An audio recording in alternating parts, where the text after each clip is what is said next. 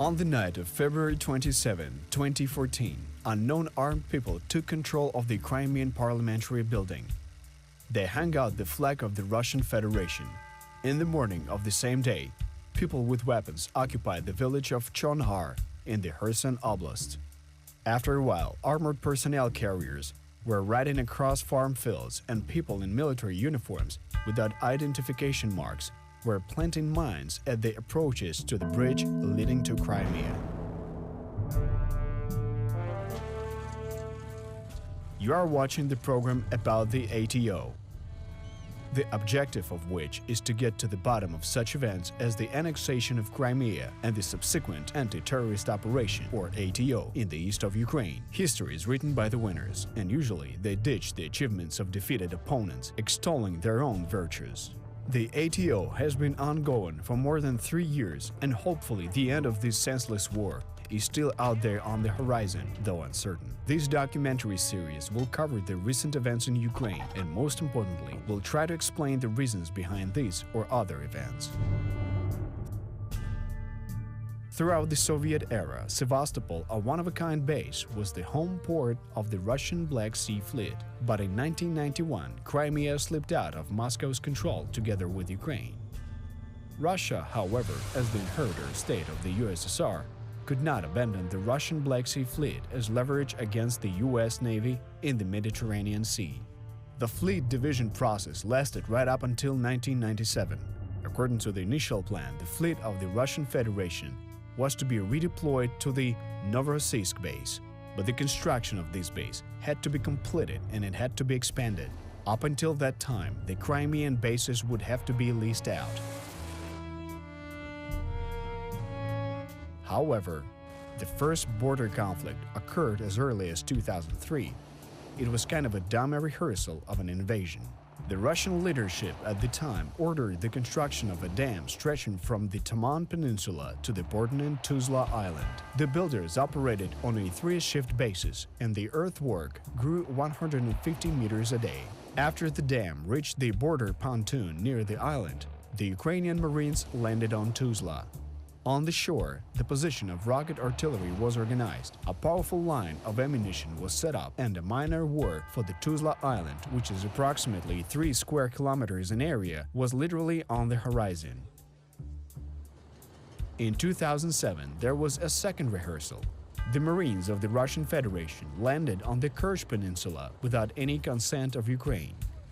The battalion of the Marine Corps made its way from the base in Tembruk and made a landing at Cape Opak. The Ukrainian command reacted promptly, deploying paratroopers of the 79th and 25th Brigades, which had strong support of the Ukrainian Air Force. The paratroopers occupied the key heights, thus blocking the movement of the Russian forces and forcing them to return to the base. In other words, it is important to bear in mind that the confrontation in Crimea is an age-old story. Pro-Russian propaganda was constantly disseminated among the local Crimean residents. Political spin doctors were fanning the flames in pursuit of additional votes in the elections. They made constant attempts to highlight Russian-speaking people. And while throughout Ukraine people were stirred up by canvassing in the Ukrainian language, in Crimea pro-Russian political forces were feverishly putting up billboards in the Russian language. A special operation on the annexation of the Crimean Peninsula began on February 20, 2014. Later, the Russian Federation issued a medal for the return of Crimea. Already on February 23 in Sevastopol, a mass rally of thousands of people was held, during which a decision was made that taxes to the official administration in Kiev would not be paid, and Russian citizen Oleg Chali was elected the mayor of the Ukrainian city of Sevastopol. On February 25, a similar rally was held in Simferopol. But let us pause here for a minute and consider one critically important nuance. On the night of February 26, 2014, Russia put skin in the game. Men wearing Russian military uniforms without insignias and mounting Russian military hardware without serial numbers suddenly appeared on the entire territory of the Crimean Peninsula.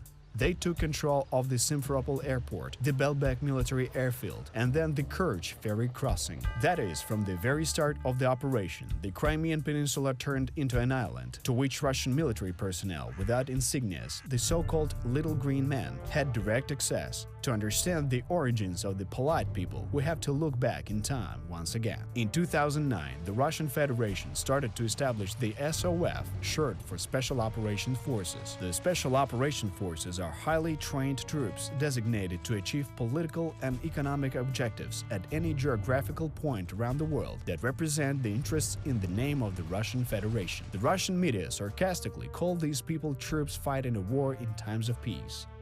Roughly speaking, while creating internal problems, the SOF distract citizens from external problems, destabilizing the situation, stirring up public opinion and discord, provoking unrest or even rebellion, eliminating disagreeable persons under the veil of common robbery or kidnapping them under the masquerade of terrorists. All these are the deliberately planned functions of the SOF. Moreover, some missions can be accomplished through third parties simply by handing weapons over the gangsters or mobs of people dissatisfied with the state's policy. Such people can be found in any country in the world, and under the tutelage of a highly trained leader and with external funding, these individuals can represent a very powerful force to be reckoned with. The creation and training of a guerrilla movement is also within the competence of the Special Operations Forces.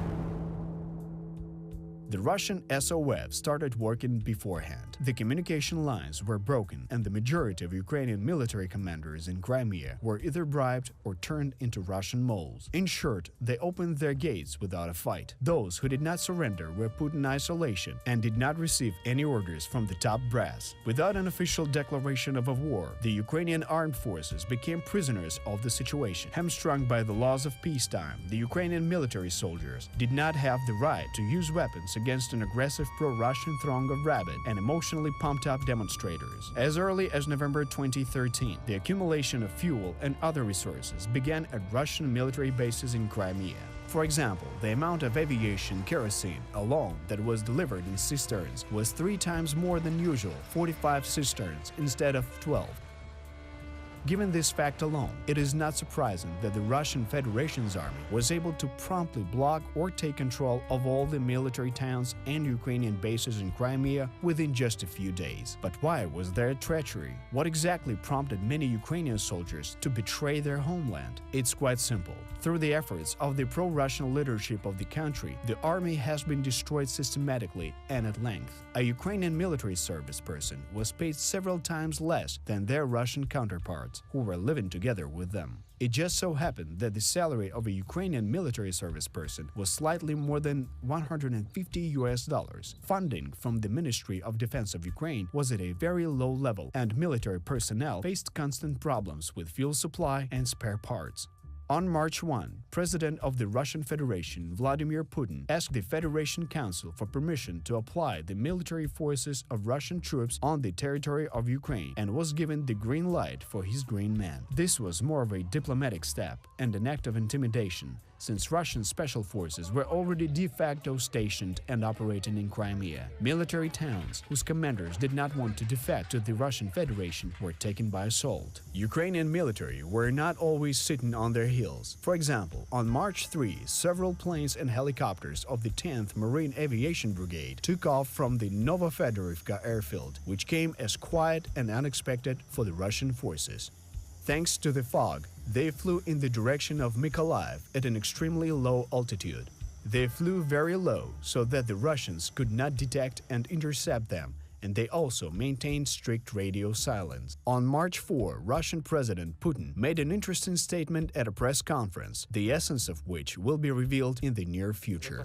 Listen to me attentively. I want you to correctly understand me. If we make such a decision, it will only be for the defense of Ukrainian citizens. Let anyone from the military service personnel even dare to try and shoot at their own people, whom we will stand behind, and not in front, but from behind. All over the place, the Russians use their so-called People's Local Defense Strategy. It entailed restless and riled-up youth, either unarmed or armed with billy clubs, behaving aggressively and trying to provoke Ukrainian military into using their weapons against them. This would have led the Russians off the leash. As it turned out later, often these were military servicemen dressed in civilian clothing or simply provocateurs prepared specially to steer gapers. In some cases, this ended up in fisticuffs on the streets. On March 5, a man arrived at the location of the 36th Coast Guard Brigade, who introduced himself as an officer of the Russian Black Sea Naval Fleet. Subsequently, the paratroopers established that he was the commander of the 31st Separate Assault Brigade from the city of Ulyanovsk.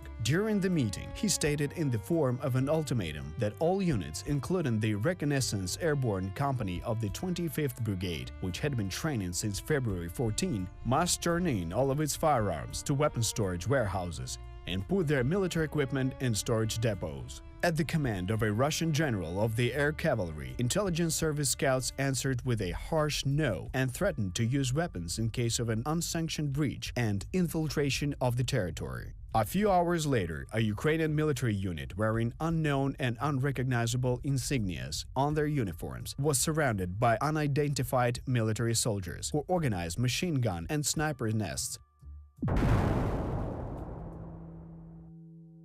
Immediately after the takeover of the government building of the Autonomous Republic of Crimea, local deputies, while in the company of armed people, decided to hold on May 25 a national referendum in Crimea on the independence of the Autonomous Republic of Crimea. Already on March 6, the date and the wording were changed. The referendum was postponed until March 16, and the accession of Crimea to the Russian Federation was already on the agenda. Even before the referendum, on March 7, the Speaker of the Federation Council of Russia, Matviyenko, announced Russia's readiness to accept Crimea. In short, the annexation of Crimea was already a done deal. On March 9, the Ukrainian military put up their checkpoint on the Jonhar Peninsula from the direction of the Kherson Oblast. The Russians, while holding part of the peninsula, moved away from the village of Jonhar. Noteworthy is that the occupation of part of the Kherson Oblast was conducted more out of necessity, as from the direction of Crimea there was basically nowhere to settle and there was no electricity or amenities. On March 11, the Verkhovna Rada of the Autonomous Republic of Crimea adopted the Declaration of Independence. The idea of this document was that Crimea should become an independent state and in this form join the Russian Federation. All this time, throughout the entire peninsula, the seizure of military units and towns continued. At the mouth of the Donuslav Bay, the Russian Black Sea Fleet scuttled several ships, thus blocking the Ukrainian ships that were anchored from sailing out of the bay. Attempts of the minesweeper Cherkasy to break into the open sea were prevented in a severe way by the ships of the Russian Black Sea Fleet. Я наказ на відкриття вогню віддавав. I gave the order to open fire. Therefore, we still resisted when everyone stopped. My ship was the last one. When all the ships and ground units were captured, the Marines and Special Forces, when everything was seized, the ships maneuvered in the lake under the Ukrainian flag. Why did this happen? Because I gave instructions to fire off warning shots. It was a deterrent fire, not fire for the effect. This was enough for the special units of the Russian Federation to abandon its further actions. This gave us the opportunity to resist longer. Yes, we opened fire. We threw grenades and we fired small arms. We gave a warning shot along the course. Then we fired off several more warning shots ahead of our course. I take personal responsibility for it, because I did not want to leave that place in disgrace. Due to a combination of luck, the flagship of the Ukrainian Black Sea Fleet, the frigate Hetman Sagaidachny, was at sea. Despite the statements of the Russian mass media that the Ukrainian sailors had defected to the Russian Federation, the crew remained true to its oath to the Constitution of Ukraine and returned to Odessa. Not surprisingly, most of the population simply did not understand what was happening. Ukraine was just beginning to recover after the events on the Maidan. Due to the flight of the president and many officials, the branches of power were formed again, many state secrets were stolen and documents were lost. The savings in the national treasury amounted to 108,133 hryvnias and 65 kopecks, which at the exchange rate as of February 27, 2014, was about $10,000 US. According to various estimates, the former president of Ukraine, Viktor Yanukovych, pocketed from $20 to $100 billion from the Ukrainian treasury. The process of returning this money continues to this day. On March 16, 2014, a referendum was nominally held on the accession of Crimea to the Russian Federation. After this day, Russian decorations appeared on the green map. As for February 27, now it's the Russian Special Operation Forces Day.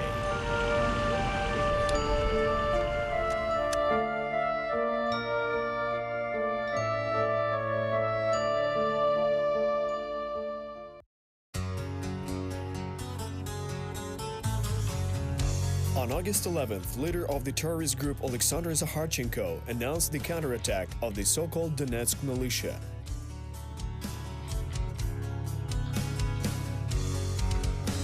Not answering the question where the manpower and military hardware came from, he did not mention the readiness of rank-and-file Russian troops to invade the territory of Ukraine.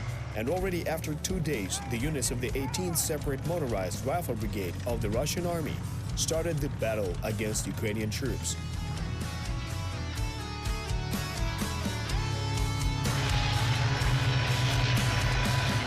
Then the situation became seriously escalated. From August 13th to August 18th, in the battles with terrorists and Russian troops, 95 Ukrainian officers were killed. Absolutely not concerned about the safety of the local civilian population, the militants actively fired multiple rocket launchers at the villages from the roads along them.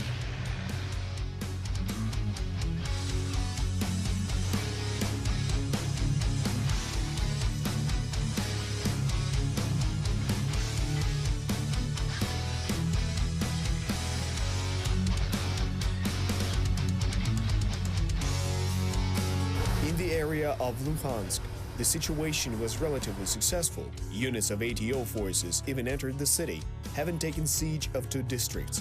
On August 18th, the villages of Mala Ivanivka, Andrianopol, and Chernukhine were liberated. There were battles for Nizhna Krinka and Stanitsa Luhanska. At the same time, the situation in Donetsk region was much more dramatic. The 1st Battalion of the 30th Brigade, which successfully operated in the area of Musinsk, turned out to be in isolation without supply. The mounts of Urmahila, from which the Ukrainian artillery fire was retargeted at the troops coming from Russia, turned from an observation post into a forward position. The collapse of the defense, especially in the absence of shortage of reserves of food rations and ammunition, happens on the domino principle. Even a dominating position will not be able to hold on for a long time without backup and supplies. The enemy attacked Savur Mohila, the defense of which was led by Colonel Hordichuk. A garrison of 10 soldiers managed to repel attacks for a few days. On August 18th, reinforcement broke through to the height, which made it possible to rotate the soldiers and take away the wounded. What is remarkable is that, realizing the importance and danger of the task, only volunteers set off for Savur Mohila. Some of them weren't even registered as members of the armed forces, as they arrived in the ATO zone just the day before. Unfortunately, there were no other reserves. Each person was on the account, and Colonel Gordichuk, with the commander of a group of Crimean volunteers, Yuldashev, refused to rotate and also remained in position. On the same day, near the village of Novokaterinivka, the Ukrainian military forces came under fire from the Urahan rocket launcher for the first time. Reconnaissance operations of targets and the adjustment of artillery fire were carried out with the use of the military unmanned area vehicles Orlan-10. Russia supplied the militants with full complexes of state-of-the-art armaments, and the version about the alleged origin of these weapons systems among the militants is basically untenable. On the same day, August 18th, terrorists fired on a convoy of civilians leaving the city of Luhansk. As a result of these bombarding, 17 civilians were killed and 6 were hospitalized.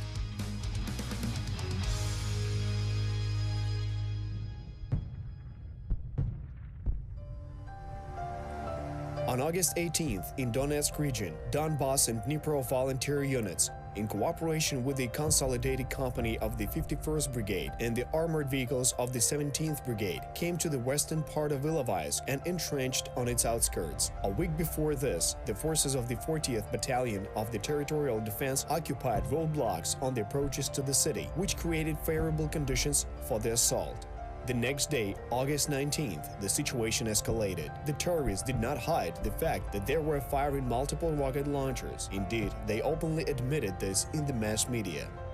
At the same time, the volunteer units Azov, Donbass, and Dnipro-1 entered Ilovaisk, where combat on the streets of the city flared up. The city itself, being a large transportation hub, was divided into two parts by a railway station. This was the third attempt at an assault. Despite the resistance of the militants, they managed to seize and occupy the western district of the city and gain a foothold in the railway depot. The reinforcements from Russia broke through Luhansk. A column of Russian military hardware and soldiers made its way into the besieged city from the side of Nikolaevka. These actions helped strengthen the collapse and defense of the militants and tipped the balance of power of the military forces in the region. At around 4 o'clock in the morning, on August 20th, the Russian artillery dealt a massive blow to the positions of the armed forces of Ukraine in Herohivka. Then a swift assault from Roskishne followed. 2 units of the 234th Parachute Regiment of the 76th Airborne A Division from Pskov and the motorized rifle unit of the Russian 15th Motorized Rifle Brigade were involved in the operation.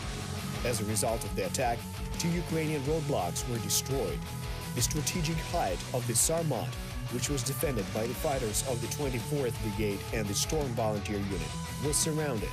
In response to this, all of the available artillery units opened fire on the Russian troops. A couple of Mi-24P attack helicopters also flew in to support the troops. As a result of the counterattack of the Ukrainian army, the Russians retreated, losing hardware, and more than 25 soldiers were killed. According to intelligence data, the losses of the Russian paratroopers were even higher, since one of the units completely lost their combat capability and was withdrawn back to Russian territory. Fighting for independence on August 20th, 6 Ukrainian soldiers and 2 pilots died in a battle for the peak of the Sarmat. At the same time, in the city of Ilovaisk, in Donetsk region, the battles for the city continued. Moreover, the Russian media reported about the arrival in the city of the battalions of the Vostok and Oplot militias, but militants taken into captivity turned out to be Russian paratroopers. At the same time, in the area of Savur-Mohyla, another tragic event unfolded when the soldiers of the 51st Brigade finally managed to withdraw from the Petrovsky village. The unit headed by Hordichuk stayed its ground, practically in the rear of the advancing enemy. Then the Ukrainian artillery was for the most part suppressed or forced to retreat, and its strikes were becoming less effective. On August 20th, the Russian troops launched another assault on Savur-Mohyla. Despite the shelling on this day, the positions were maintained. On August 21st, in Luhansk region, there were defensive battles in the area of Preshchivate and Novosvitlivka. The armed forces of Ukraine liberated Stanitsa Luhanska. During the day, 17 Ukrainian soldiers were killed. The next day, the so-called humanitarian convoy crossed the border of Ukraine. 145 vehicles transporting food, fuel, and ammunition crossed the border at the Izvarina checkpoint. The Security Service of Ukraine called this act a direct invasion on the part of the Russian Federation into the territory of Ukraine. But it was more of a formal statement, because Russian troops had already been present in the areas of Luhansk, Donetsk, Novozovsk, and Ilovaisk, where the Russian artillery had already shelled Ukrainian territory. On the border, in full readiness, there were 8 battalions of tactical regiments with heavy artillery.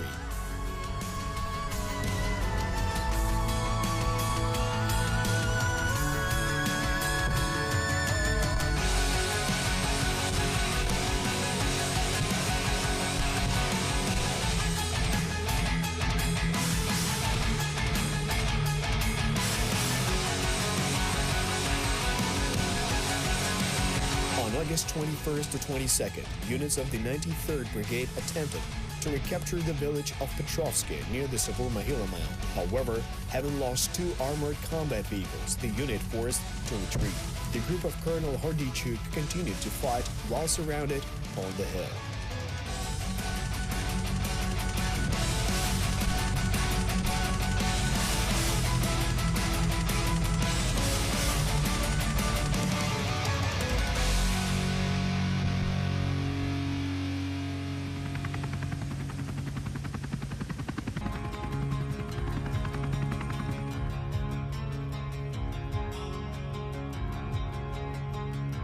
After several months of the summer campaign, soldiers who were mobilized on the wave of patriotic uplifting were simply exhausted. Furthermore, the morale of the soldiers of many units of the military was in sharp decline, and at the same time, Russian propaganda added insult to injury through the regular daily news. On August 22nd, near Kuteynikove village, the positions of the 5th Battalion of Territorial Defense were shelled. The soldiers in the garrison of the checkpoint left their positions as they were demoralized by moving from the border of other units and reports of enemy tanks near Savur Mahila. On August 23rd, the press service of the headquarters of the armed forces of the so-called DPR reported about the formation of an additional 3 infantry units and a change in tactics of warfare, despite the fact that this army has long been formed. Soldiers were waiting for some time at the border, and upon command, Russian troops launched a massive offensive. Artillery units of the Russian armed forces, up to 6 divisions, fired on the positions of the Ukrainian army from its territory. After the departure of Ukrainian troops from Izvarine and Dolzhansky, the focus of the fire impact shifted to the second echelon of Ukrainian defense. As a result, unable to withstand the attacks, the whole 5th Battalion left its position and left the ATO zone. Despite an order to take new positions, most of the soldiers refused to continue their service, and the unit simply left the ATO zone in order to return to their permanent bases where there was safety. In connection with the retreat of the neighbors, the 19th Mykolaiv Regiment of the National Guard defeated the enemy by organizing an ambush near the village of Lysyche, but then moved to the Komsomolsk area. The unit's tactical group of the 28th Brigade retreated from Ambrosiivka, and most of the soldiers later pulled out of the ATO zone. Only 18 of them stayed behind.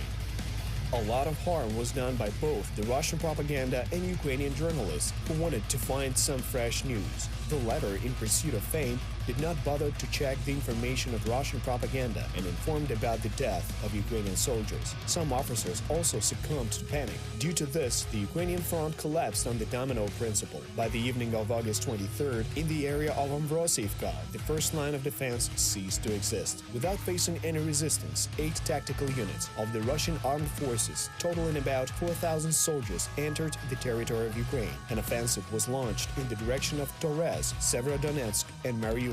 It was then that the way to Ilovaisk, where the battles continued in the city, was opened. The 2nd Territorial Defense Unit left the position, which covered up the approaches to the city of Ilovaisk from the side of Donetsk. The remnants of the 28th Tactical Unit went to Starobesheva. The units of the 51st Brigade, which served at checkpoints to the south of Donetsk, also abandoned their positions and retreated to the Berezova area. The information pressure of the Russian media and the hysteria injected into the internet played their destructive role. This is the principle in tactic: frighten, divide, and conquer. Not understanding the general state of affairs on the fronts and not having communication and coordination with other military units and high command staff, some units simply abandoned their positions. In some cases, they even threw away heavy military hardware.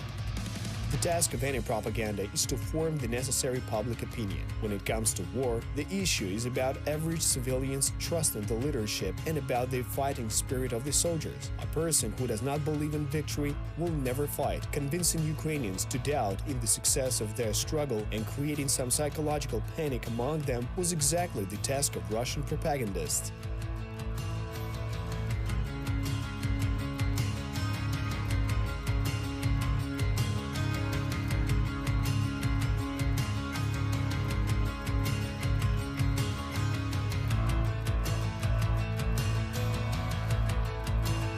August 24th is the Independence Day of Ukraine. On this day, a military parade was held every year in Kiev. The fact that mainly the cadets of military schools and the troops of the Kiev garrison participated in the parade did not have the credibility on the backdrop of total enemy disinformation.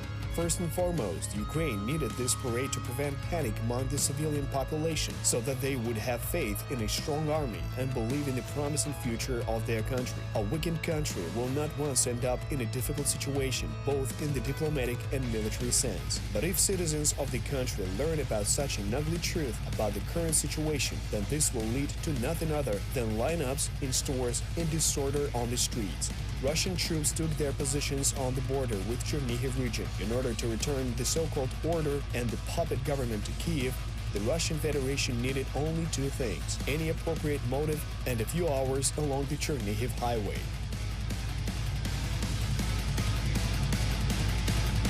In Donetsk, there was another parade held. Militants convoyed Ukrainian prisoners along Artoma, the main street of the city. Some of these soldiers were bandaged. Supporters of the DPR threw eggs and water bottles at the prisoners in an attempt to strike them and show their hatred towards them.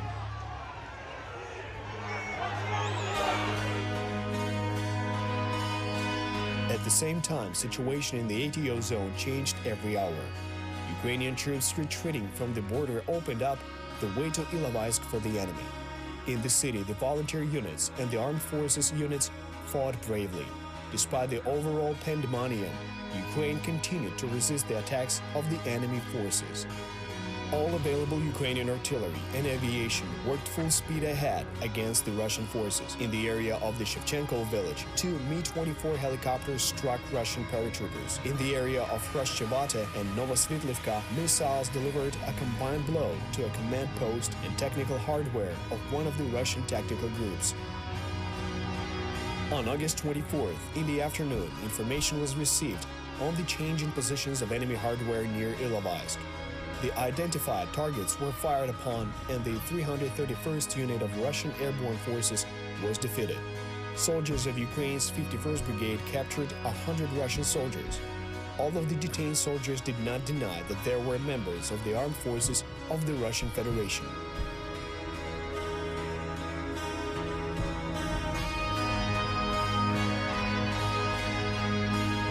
The front was broken, and the reasons for this were the insufficient training of the mobilized Ukrainian army, the lack of experience of the commanding personnel, and the lack of moral and psychological support of the country's military personnel.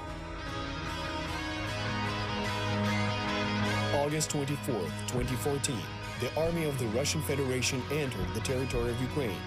Russian paratroopers of the 333rd Unit, 8th and 19th Separate Motorized Rifle Brigades, the 31st and 56th Separate Assault Battalions started to block the movement of Ukrainian troops in Ilovaisk.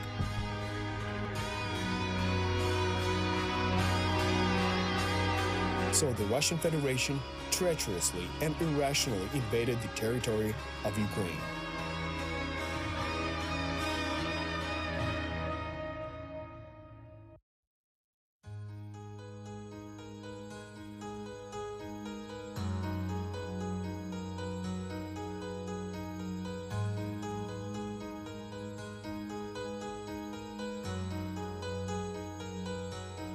On August 24, 2014, 8 battalion tactical groups of the armed forces of the Russian Federation crossed the state border and launched an offensive in the direction of Luhansk and Donetsk. Unlike the fresh and well-equipped Russian troops, both the armed forces of Ukraine and Ukrainian volunteer units were exhausted by intense summer battles. By introducing over 4,000 soldiers into the battle, the Kremlin drastically changed the balance of forces in the ATO zone, ensuring numerical superiority. The situation escalated rapidly. On that same day, the headquarters of the militants announced the alleged seizure of 7 warehouses with large amounts of ammunition and food. Prior to that, a humanitarian convoy from Putin arrived at the self-proclaimed Donetsk People's Republic. It brought the ammunition intended to supply Russian troops.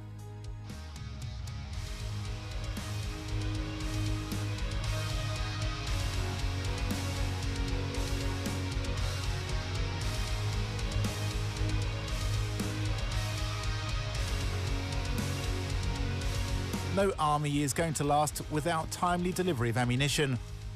Kremlin strategists were not going to stop at occupying the Donetsk and Luhansk regions. They planned to advance further westwards, and the further that the Russian troops would move from the border, the more difficult the logistics would become, and the railway would get more and more important.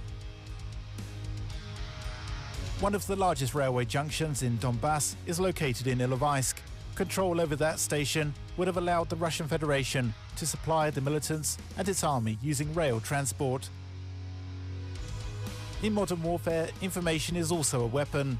Thus, due to the information pressure and provocative messages in the media on the night of August the 25th, part of the forces of the 51st Brigade retreated from Berezove. The result of that was the breakthrough by militants from the side of Donetsk. By the afternoon, Starobesheve and Kutinovka were blocked by Russian troops. 2 batteries of the 55th Artillery Brigade were eliminated near Starobesheve. At about 4 p.m, Ukrainian artillery managed to strike at the Russian troops near the village of Agronomishne. Units of the Russian armed forces advanced westwards towards Ilovaisk and to the southwest towards Telmanove. By mid-afternoon, they had already taken up positions near Vasilivka, Sontseve, Kranidne. Unable to counter the enemy's superior forces, the 9th Territorial Defence Battalion, which had been covering the southern direction, retreated towards Mariupol. Fighting continued in Ilovaisk. The commander of the Kherson Battalion, Ruslan Storchus, and his driver, Oleg Peshkov, were ambushed and killed. On the same day, near the Chervona-Talivka border crossing in Luhansk region, a group of border guards stopped a Russian reconnaissance group. The fighting lasted more than 2 hours. The Russian side used armoured vehicles, mortars and even helicopters to support the reconnaissance group. 4 Ukrainian border guards were killed in battle, but the attack was propelled. There were also clashes with the forces of the Russian Federation in the area of Novoazovsk. Ukrainian troops managed to destroy up to 10 enemy armoured personnel carriers and 2 tanks. 2 Russian soldiers of the 98th Airborne Brigade were taken prisoner. In Ilovaisk itself, Ukrainian security forces managed to clear out the southern part of the city, as well as repel several attacks on the railway depot located in the centre. On August the 26th at noon, several Russian armoured vehicles attacked the positions of Ukrainian soldiers near Agronomichne. The result of the battle that ensued was that soldiers from the 91st Engineering Regiment and the 51st Brigade disabled a BMD and captured a Russian T-72B3 tank. At about 3 in the afternoon, a convoy of the Russian 8th Separate Rifle Brigade was shelled near Nomopilia. 3 vehicles were destroyed.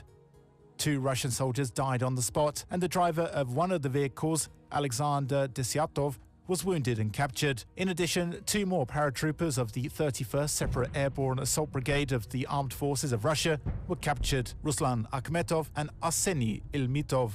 The Russian offensive was expanding in Luhansk region. In the area of Sukhodolsk, local residents discovered a cluster of Russian troops. After verifying the information, the interventionists were hit with an airstrike. An ammo depot and several vehicles were destroyed.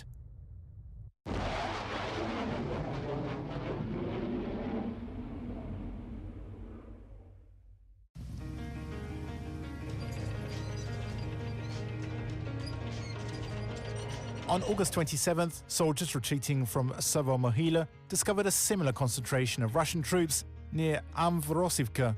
After contacting the command by mobile phone, they reported the situation. At 10:30, a group of Tochka missiles were fired at the target. The enemy camp was hit, and ammo detonation continued until 7 p.m. On the same day, the Committee of Soldiers' Mothers in the Stavropol territory of the Russian Federation announced that about 400 Russian soldiers had died in battles in eastern Ukraine. Over the course of the day, Russian forces, in cooperation with militants, occupied several border villages east of Novoazovsk. In the evening of August 27th, a division of the 92nd Brigade and a group of the 42nd Brigade of the Armed Forces of Ukraine were sent to Ilovaisk with the aim of liberating it, but came under artillery fire. Both units suffered heavy losses in people and hardware, so the task could not be completed. Having gotten a foothold near the settlements of Novi Svit and Starobesheve, Russian troops cut the supply lines, thereby finalizing the encirclement of the Ukrainian troops in Ilovaisk. On August 28th, battles were fought near Krashchurtove, Novosvitlivka and Luhansk airport. Russian troops occupied Novoazovsk, and the road to Mariupol was now open. The Ukrainian command poured all available heavy artillery to the area south of Volnovakha. From those positions, Smerch heavy multiple rocket launch systems and Tochka missile complexes could work in the direction of both Ilovaisk and Mariupol. The remnants of the Ukrainian army fought bravely, and the invasion of Ukraine was not easy for the forces of the Russian Federation. Putin tried to put on the mask of a peacemaker once again. At 1:10 a.m. on August 29, 2014, he addressed the militants without saying a word about the presence of Russian troops in Ukraine, with a request to provide a corridor for Ukrainian troops to leave Ilovaisk. The following day, August 29th, would become the longest day in the modern history of Ukraine.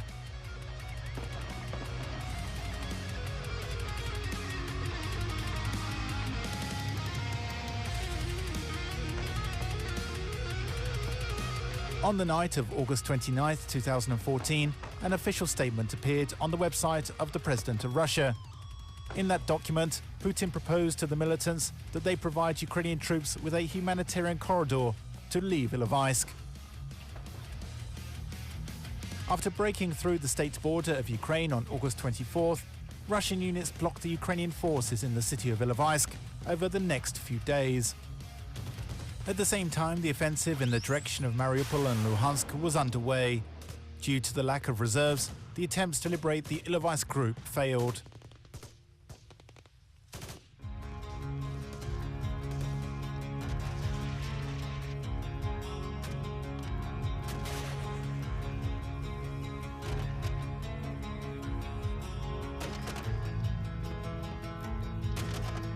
Despite the lack of experience, working vehicles and personnel, under constant information pressure, Ukrainian troops continued fighting desperately. The stubborn resistance shown by Ukrainians led to significant losses in the Russian divisions. Getting involved in prolonged battles in Ukraine was not worth it for the Russian Federation.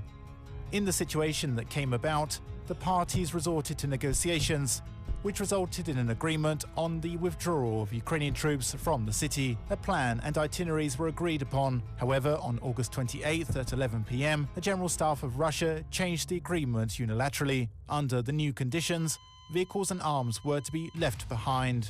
The option of withdrawing without weapons was rejected, the plan was adjusted, and the encirclement breakthrough was rescheduled for 3 a.m. of August 29th. However, a different agreement was reached between the Ukrainian and Russian commanders on the spot.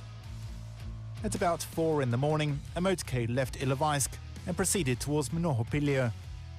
Two convoys were formed, the northern one with the route through Agronomichne, Mikhailivka and Hobatenko, and the southern one through Krasnosilske, Pobieda, Novokaterinivka. At 6 a.m, an armoured personnel carrier with a representative of the Russian army arrived in Mnohopilia to coordinate the withdrawal from the encirclement. The plan was changed once again. The Russian officer said that, according to the new conditions, they were to lay down their arms and advance along the route he indicated on foot.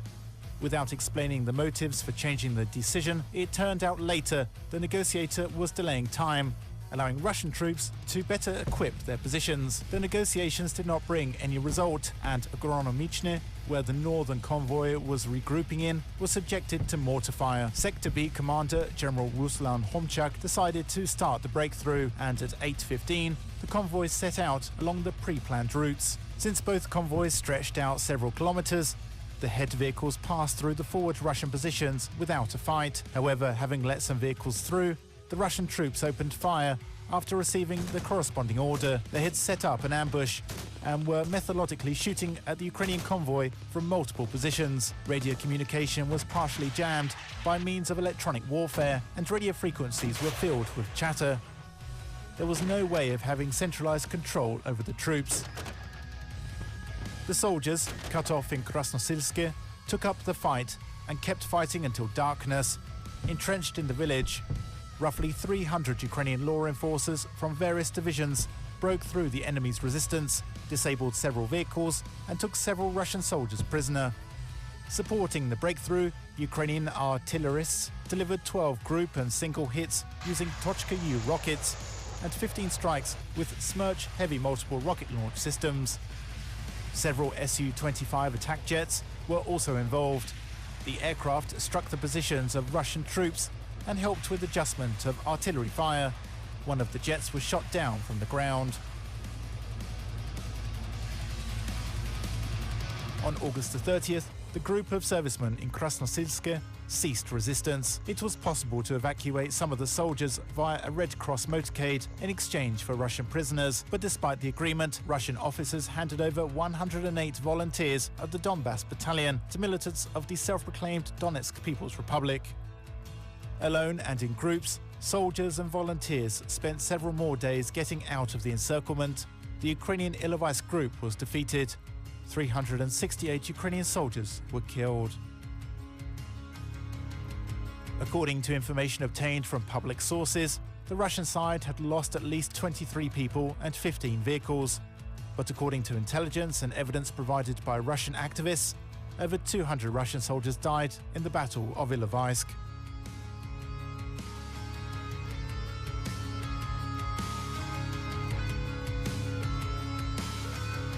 On the night of August 30th, the 8th separate medical company moved to the Starobesheva area. A local ceasefire agreement was reached to collect and evacuate the bodies of those who had died when leaving Ilovaisk. In addition to the evacuation of bodies, the 8th medical company also retrieved a large number of wounded Ukrainian soldiers. All available means was used to counter the offensive by Russian troops. Helicopters were used to deploy a combined tactical group of the 95th Brigade on the Starobesheva-Stila Highway. Units of the 1st National Guard Brigade that were unable to hold Komsomolsk retreated to Hranitne.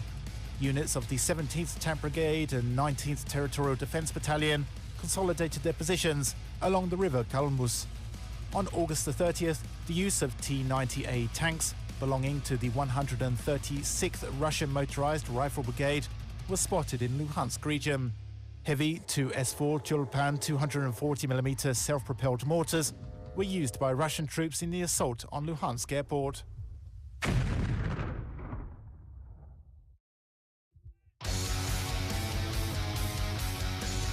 Ukrainian artillery and missile units located in the area south of Volnovakha were actively firing at the advancing enemy, not sparing any of their expensive missiles or shells.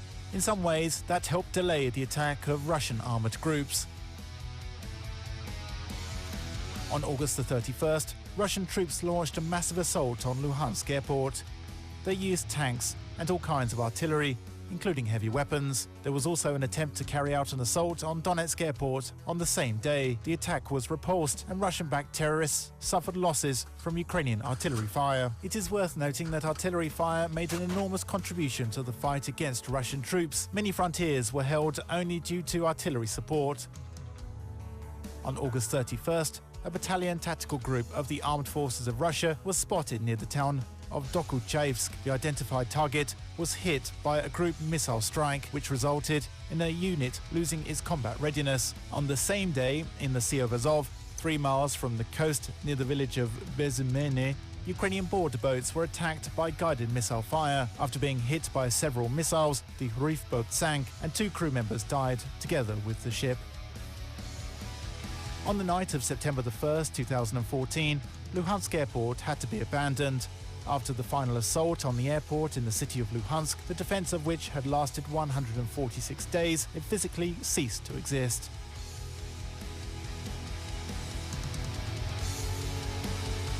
On September the 1st, Russian troops attacked Lutuhina and Malo-Mykolaievka.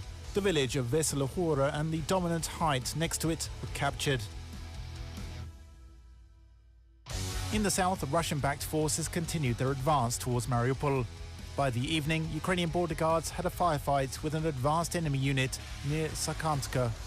On the night of September the 1st, a group of troops and vehicles of the Russian army near Novoazovsk was hit by a missile strike. That same night, a column of tanks that had been heading in the direction of Komsomolsk was hit by an artillery strike.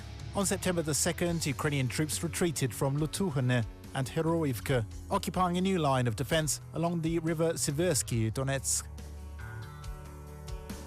On September the 3rd, a telephone conversation took place between the presidents of Ukraine and the Russian Federation, in which they negotiated ceasefire terms. At the same time, the forces of the 79th and 95th Brigades had been carrying out raids in the area between Volnovakha and Mariupol. The paratroopers were, first and foremost, performing a demonstrative role, creating the appearance of a large group of troops. This was facilitated by formidable artillery support, which dealt great damage to the enemy. The success of the operation allowed them to repulse the offensive on Mariupol and put some aces up the sleeves of Ukrainian negotiators at talks in Minsk. The Minsk agreements were signed on September the 5th.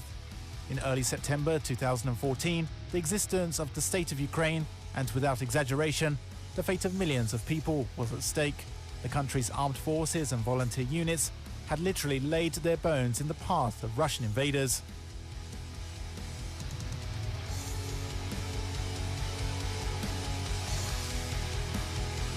Bending under pressure exerted by the Russian Federation, Ukraine held out.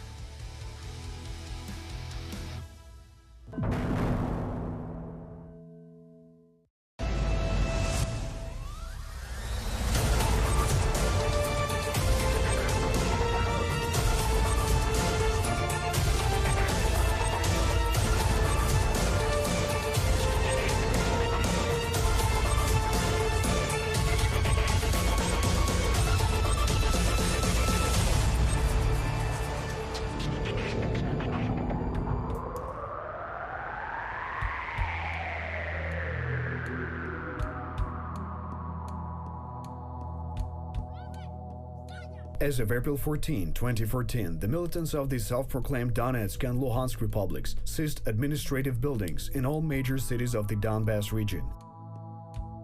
Unlike during the annexation of Crimea, the Russian army did not directly participate in these events in the Donbass. Possessing significant supplies of small arms imported from the Russian Federation, the special services of Russia tried to form a local army. They appropriately named it the People's Militia of the Donbass.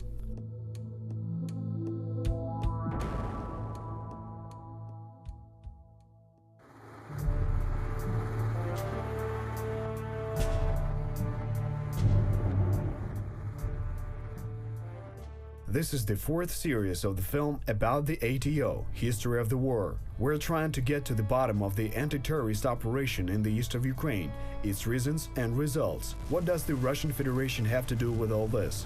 How does the confrontation between Ukraine and Russia pose a potential threat to Europe overall? In mid-April, Russian militants and armed Don Cossacks took over the public buildings of all major cities in the Donbass region. However, the epicenter of events was the Slavyansk-Kramatorsk agglomeration. Two cities with a total population of about 250,000 were merged like Siamese twins.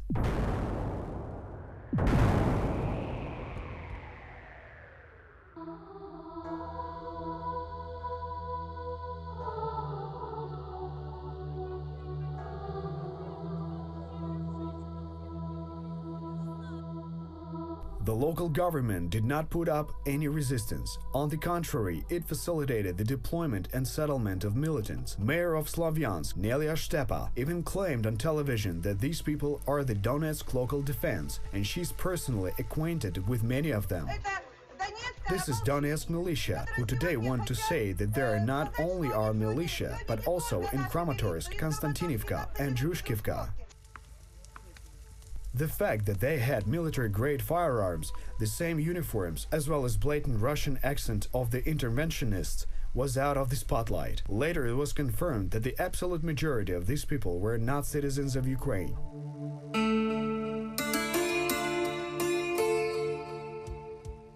On April 14, the Security Service of Ukraine published intercepted telephone conversations of the terrorists. It becomes clear from the transcript that the main backbone of the people who took over the public buildings in Slavyansk and Kramatorsk are members of Igor Girkin's group. In the signature style of the Special Operations Forces, these people deployed in the Slavyansk-Kramatorsk agglomeration began organizing the so-called militia, supplying it with weapons and ammunition.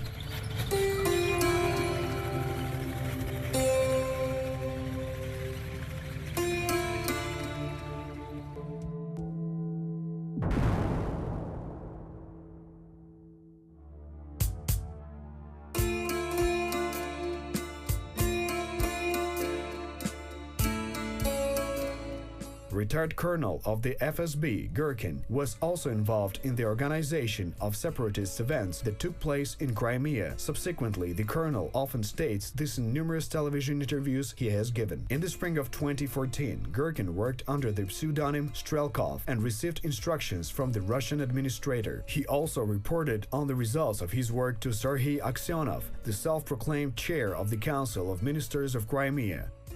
At the same time, Vladimir Putin categorically denies the very fact of the presence of any Russian troops or specialists in the Donbass region. Russian television, qualified professionals whose talents deserve better application. Advanced technology, a picture of good quality, skillfully constructed programs for every taste. Until the winter of 2013, Ukrainians watched Russian TV channels en masse, some of which were available even in the cheapest cable television packages. In the year 2014, everything changed.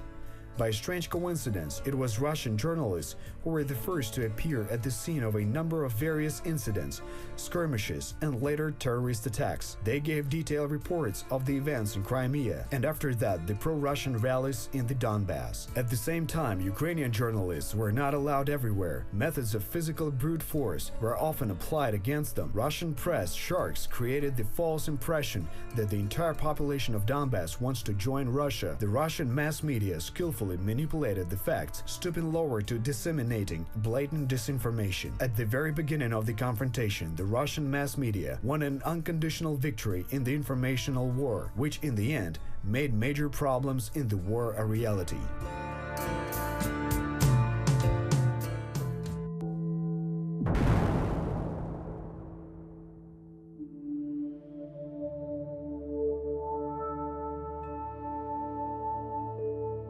From the first day, barricades and armed patrols appeared on the streets of Slavyansk. The invaders began to import weapons to the city and indiscriminately distribute them among the local population, forming the so-called militia. Rumors were actively dispersed, stating that all these events were being held to protect residents from the mythical radicals and punishers. The Russian media created a terrible image of a bloodthirsty right-wing militant and exploited this to frighten the local people.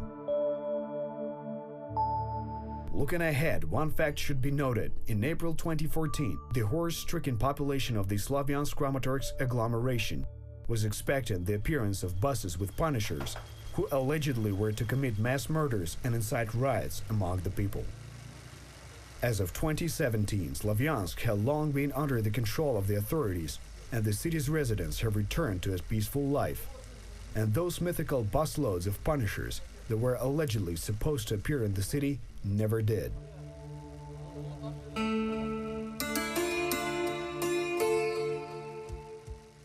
The mass media of the Russian Federation skillfully manipulated words and terms. Internal troops of Ukraine, who were in fact militarized police forces, were assigned the task of ensuring public order and protecting strategically important state objects. Then on March 13, 2014, these police forces were officially reorganized into the National Guard of Ukraine. It should be understood that from the very start, only the name of these forces was changed. The personnel, tasks, structure, and recruitment concepts have remained the same. Under the auspices of the National Guard of Ukraine, militia volunteer battalions began to appear. Russian mass media savored the new name in every possible way, often pronouncing it in its abridged form, Nacgvardia, trying to show it was consonant with the term Nazism. Just like in Crimea, Russian propaganda actively played on the fear factor, exploiting the people's ignorance. No one thought about the difference between nationalism, Hitler's Nazism, and the fascism of Benito Mussolini.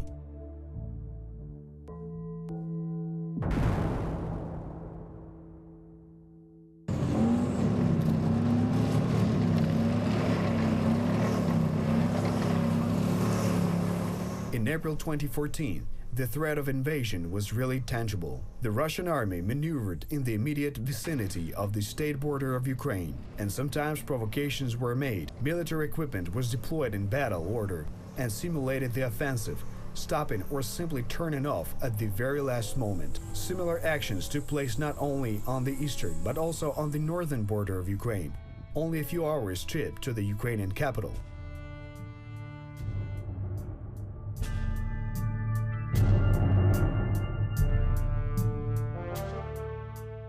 Ukrainian troops were deployed along the entire northern border in the forests of the Chernihiv Oblast. Places were prepared to ambush enemy convoys on the route Kyiv-Chernihiv, and trees along the road were cut down. Units of the army and the National Guard of Ukraine were mobilized to the eastern border of Ukraine in order to counter the likely invasion from Russia and participate in the anti-terrorist operation. Airfields are a very important part of the infrastructure of any country. By analogy with small arms, capturing literally any aircraft, armored personnel carriers, or even a faulty tank, the terrorists could legitimize the use of such weapons. Again, control of the airfield would ensure the prompt delivery of reinforcements and supplies from the Russian Federation by air. Realizing this, the Ukrainian command primarily sought to maintain control over the country's airfields and warehouses.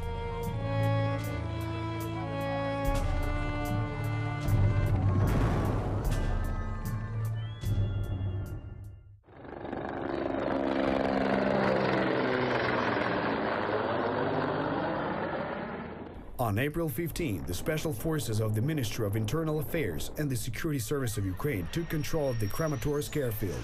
4 militants were killed. After the battle, several hundred local residents with the flags of Russia and the Donetsk People's Republic gathered at the airfield. To drive the crowd away, the military shot into the air. On the same day, armed militants tried to occupy the airfield of Slavyansk, but were fended off and abandoned the idea. Legally, military-civilian relations were not regularized, and that was the biggest problem. Formally, no martial law was introduced, and any use of weapons and any incident involving the military were in the hands of the police. But the police, at best, maintained neutrality. On April 16, a convoy of equipment of the 25th Specialized Parachute Brigade was blocked in Kramatorsk. Local residents drove their cars out on the road and demanded that the soldiers disarm, and also agitated them to defect to the Donetsk People's Republic. A hybrid war is fast, decisions need to be made quickly, and all responsibility falls on the shoulders of immediate commanders on the ground. Ukrainian legislation is imperfect, and the military could not use force against unarmed people, despite the fact that they were behaving rather strangely. In some cases, they shot in the air or even threatened with grenades, but only at their own peril and risk. As a result, 6 units of blocked equipment, including one self-propelled mortar Nona, was captured by the people of Gherkin. The terrorists tried to convert about 50 soldiers, and several of them defected to their side. The rest were released. This was a serious blow to the morale of the troops. The episode was widely covered by the Russian mass media with the main message: the soldiers of the Ukrainian army are a bunch of cowards and traitors, so resistance is useless, though in reality everything was quite different.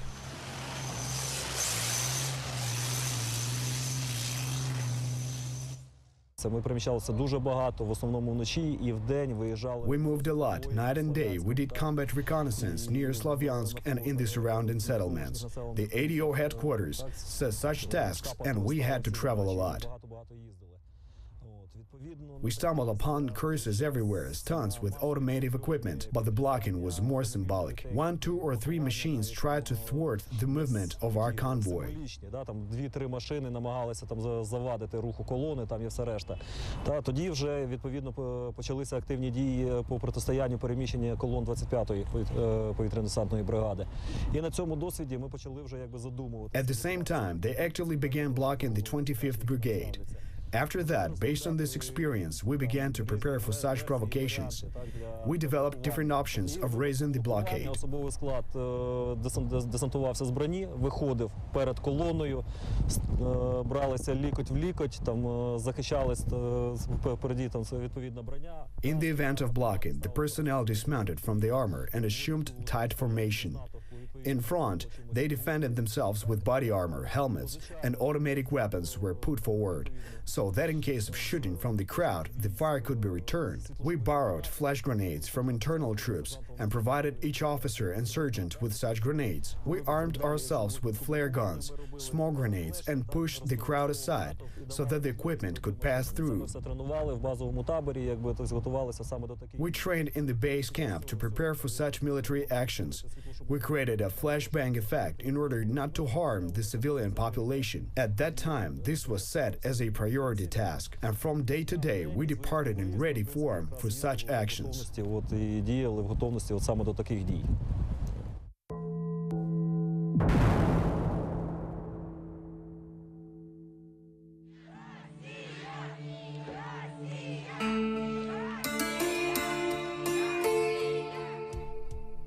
On the same day in Mariupol, athletically well-built men wearing the same uniform appeared near the city council building. Video shooting was forbidden for the first time strict pass control was introduced and blacklists of political undesirables posted.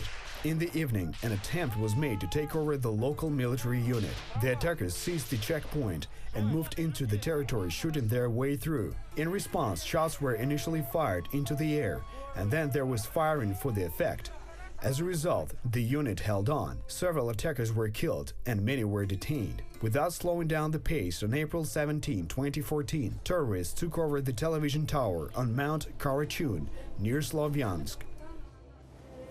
Instead of 1+1, Russia 24. Instead of Pershing Nationalny, ORT. Instead of STB, Live News. On the 5th channel, Russia 1. Thus, the people of the Slovyansk-Kramatorsk agglomeration came under the full domination of Russian propaganda, if you will, Operation Mindcrime. On the same day, militants tried to take over the Stakhanov city council in the Luhansk Oblast, but failed. The police reinforcements arrived from Luhansk and the assault was repelled. It should be emphasized that there was rampant robbery and looting, along with sieges of public administrative buildings and the hoisting of new flags. Not everyone who got access to arms was obsessed with the ideas of the revolution and joining Russia. Criminal elements took advantage of the situation, and the police simply did not have enough time or money to make efforts to fight them. Again, it is important to understand that these punishers can apply the fear factor only on average citizens who are poorly educated and prone to disinformation. The average business, however, was afraid of the so-called defenders of the people.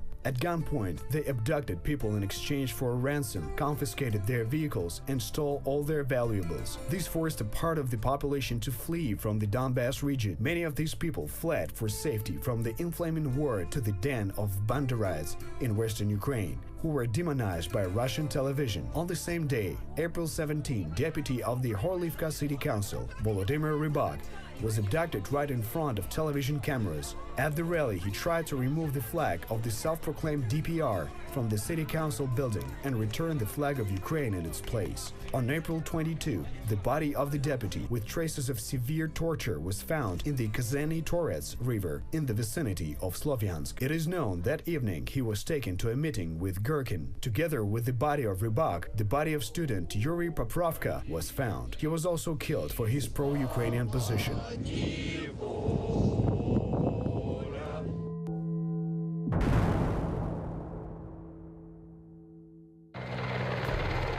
On April 18, in the village of Serhiivka near Slovyansk, Ukrainian security forces attacked and destroyed 2 checkpoints of militants. However, they did not hurry to get into the city. The Russian army experience in the attack of the Chechen city of Grozny showed that an assault on a city can turn into a bloody massacre and is an extremely destructive operation. The battle in Grozny in 1995 resulted in more than 6,000 military and approximately 30,000 civilian casualties. The assault of Slovyansk, covered by specially trained Russian journalists, could well be the reason the so-called Russian peacekeeping forces were sent there to ensure enforcement of peace. And if you call a spade, the actual purpose of this mission was a full-scale invasion of Slovyansk. In an effort to avoid bloody assaults, the Ukrainian command relied on the encirclement of the separatists and cutting off their supply routes. The army and units of the National Guard of Ukraine began setting up checkpoints around Slovyansk and Kramatorsk. Throughout the country, police checkpoints appeared at the entrances to all of the major cities and oblasts in the country.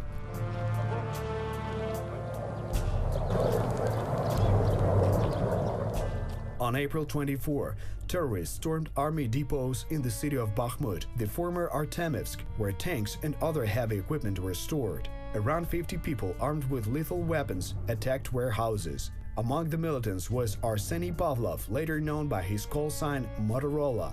However, the guard repelled the attack. Warehouses were surrounded for more than 2 months, and the base was stormed a total of 5 times, albeit unsuccessfully. On April 30, Alexander Turchinov admitted that the situation in the Donetsk and Luhansk oblasts is not controlled by Ukraine. The Russian mass media broadcasting this statement fantasized that the anti-terrorist operation had completely failed. However, the Russo-Ukrainian war was just picking up steam.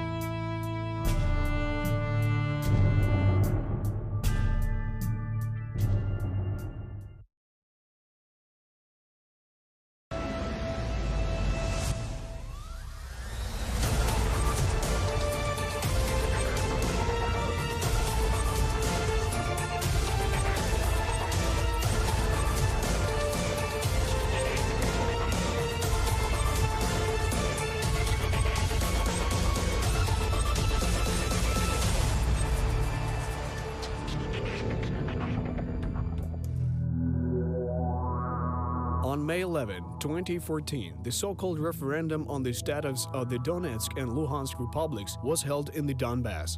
Its wording sounded like this: "Do you support the act of state independence of the Donetsk People's Republic?" The next day, the insurgent republics declared independence, but no country in the world recognized this sham.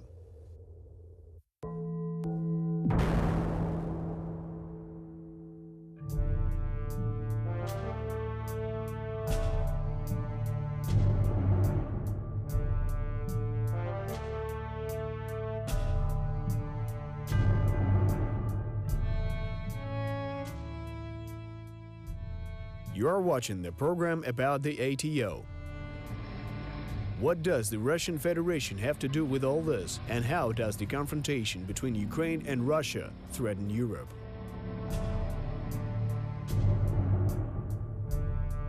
A hybrid war follows the path of provocations, to force the enemy to make a mistake and to use force first in order to expose the victim as the aggressor. These are its main goals. Society is always more sympathetic to the defenders than the interventionists. That is why the armed people from the east, while occupying the cities of the Donbass, did not declare the seizure of power, rather the protection of civilians.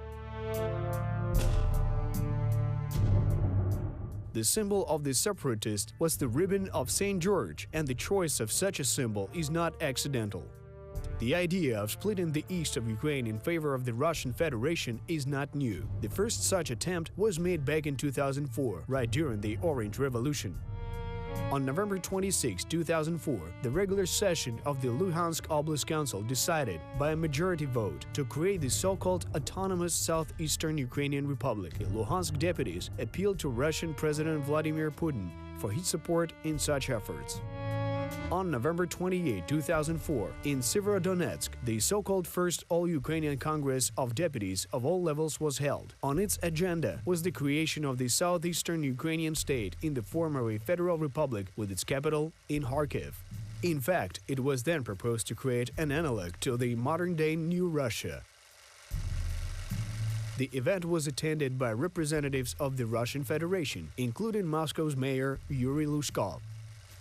Kharkiv governor Yevhen Kushnarov gave a vivid and significant speech. From Kharkiv to Kiev, 480 kilometers, and to the border with Russia, 40 kilometers. Arise, vast country, arise for a fight to the death against the dark fascist forces, against the cursed hordes. You should pay attention to the rhetoric. Pro-Russian politicians exploit images of the Second World War, comparing pro-Western Ukraine with Hitler's Germany, and Russian propaganda will call people in the central and western regions of Ukraine nothing other than fascists.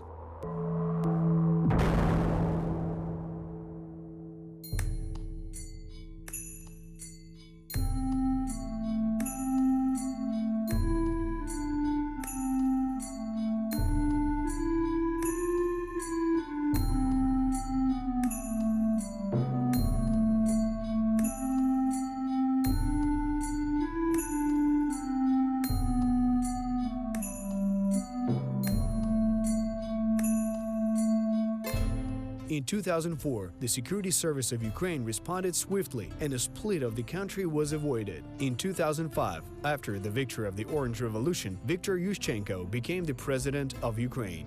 The first steps towards European integration were made. At the time of Yushchenko, the Ukrainian Institute of National Memory was created. Its task was to restore the true history of Ukraine. Much attention was paid to political repressions and the Holodomor of the 1930s, as well as the rehabilitation of soldiers of the Ukrainian insurgent army, who fought both against the German troops and against the Soviet army. By his decree, Yushchenko officially recognized members of the Ukrainian insurgent army as fighters for Ukraine's independence.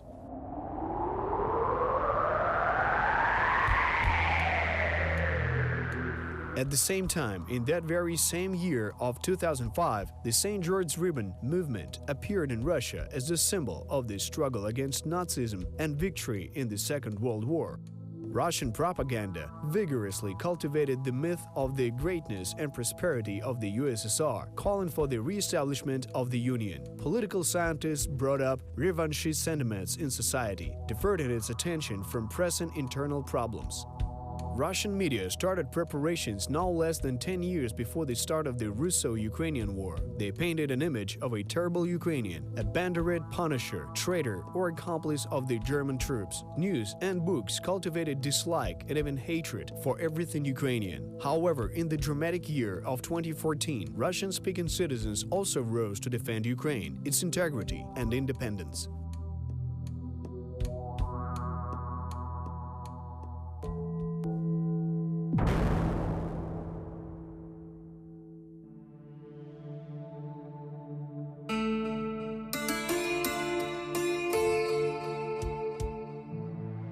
Back then, overnight into May 1st, Kyiv hosted exercises. 10 armored vehicles blocked the government quarter. The snipers took up positions on the rooftops, and the special forces entered the parliament building. Their training target was to practice possible scenarios of countering the takeover of public buildings.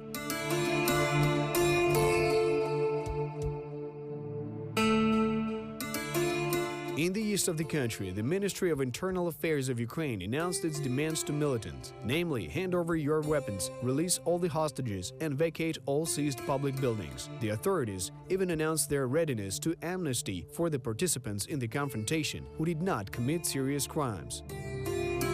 On the morning of May 2, 2014, Ukrainian security forces attacked the checkpoints of separatists on the outskirts of Slavyansk. The first one was a checkpoint in the village of Bilbasivka and a television center on Mount Karachun.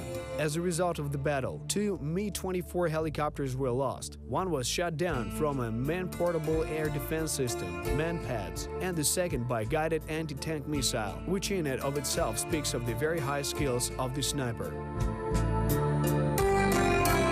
Of the 6 helicopter crewmen, 5 died. 1 helicopter man was wounded and taken prisoner.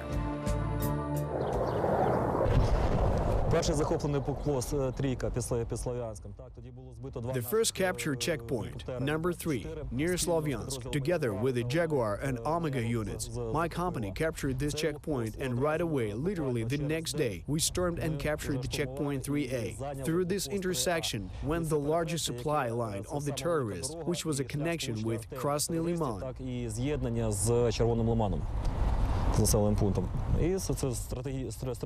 It was a strategic intersection, which they really did not want to lose. The terrain did not help us conduct normal military operations. Around the reeds and hills, there are slag heaps on the left. The town is literally 250 meters away. There was a lot of movement activity at that time. Slavyansk was not yet blocked, and people drove in and left. There were market days, and all this was accompanied by mortar shelling, starting at 6 in the morning and lasting the whole day. At least 4 bombardments every day. Блокпост пережив повні 2 оточення з 4 сторін, з висадкою піхоти і з боями. Дуже хотіли вони The checkpoint survived 2 complete encirclements, with infantry attacks and constant machine guns firing. They really wanted to take this post back. They needed a way to cross the Liman. I remember the moment when a KAMAZ truck, which supplied us with ammunition, was ambushed. The brakes were damaged by a bullet, and the KAMAZ pulling down from the bridge directly collided with a gas station barrel. The driver ripped a hole in his leg. A civilian driver. Бочка перевернулася 2 рази, водій з пораненою, з пробитою ногою, якби цивільний причому.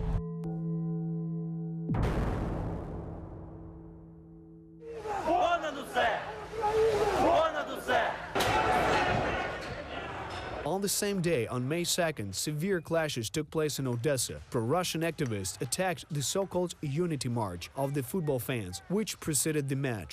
The militants were wearing masks, had gloves, chains, shields, and also firearms, including Kalashnikov assault rifles. Pro-Ukrainian activist Andriy Birukov was fatally wounded by a military-grade 5.45mm caliber bullet.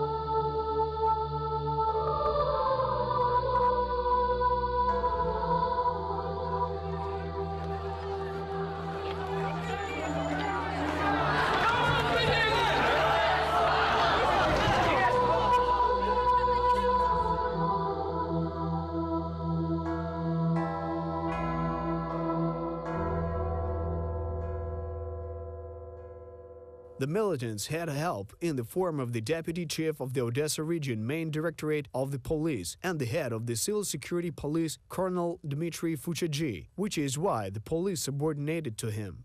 They tolerated the anti-Maidan activists and did not even try to disarm them. As a result of the confrontations, the football ultras that guarded the march clashed with the attackers and pushed them towards the Kulikove Pole, the square on which the tents of the local anti-Maidan protesters were located. With the support of passers-by and the townspeople who arrived voluntarily, the pro-Ukrainian activists swept away the camp of the anti-Maidan, dispersing its inhabitants. Some pro-Russian activists took refuge in the House of Trade Unions. They fired back with weapons of various types and threw Molotov cocktails. Around 7:40 p.m., a fire began in the building of the House of Trade Unions, which was accompanied by the release of a large amount of smoke. At this time, pro-Russian militants continued to shoot from the windows of the building. However, at 7:54 p.m., the fire increased sharply. It is likely that the fire reached the Molotov cocktail fuel supply. Fire and poisoning with carbon monoxide killed 30 people. The total number of victims of clashes in Odessa on May 2nd was 48 deaths. More than 200 people were injured and about 20 were put in jail. The head of the civil security police, Dmitry Fuchadji, fled to Transnistria. Thus, the Russian world ended in Odessa. And now the city is again full of undisturbed tourists.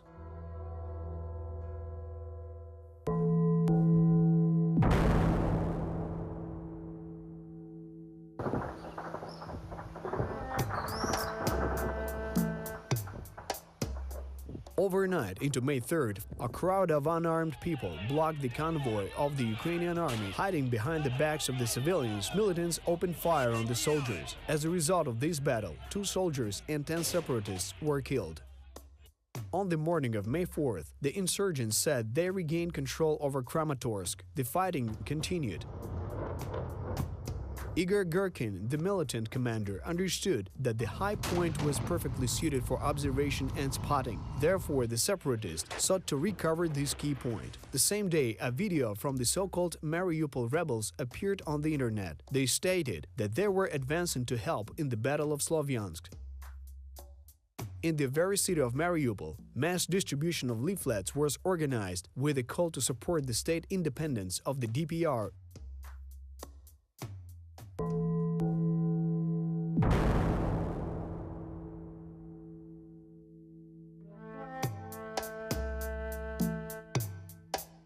On May 5th, the fighting near Slavyansk resumed once more. As a result of the firefights in the Semenivka micro-district, the Ukrainian army lost 4 fighters. About 20 separatists were killed. An advantage in heavy armaments and aviation support came into play. In turn, the Ukrainian Air Force destroyed the armored train of rebels assembled from civilian freight wagons.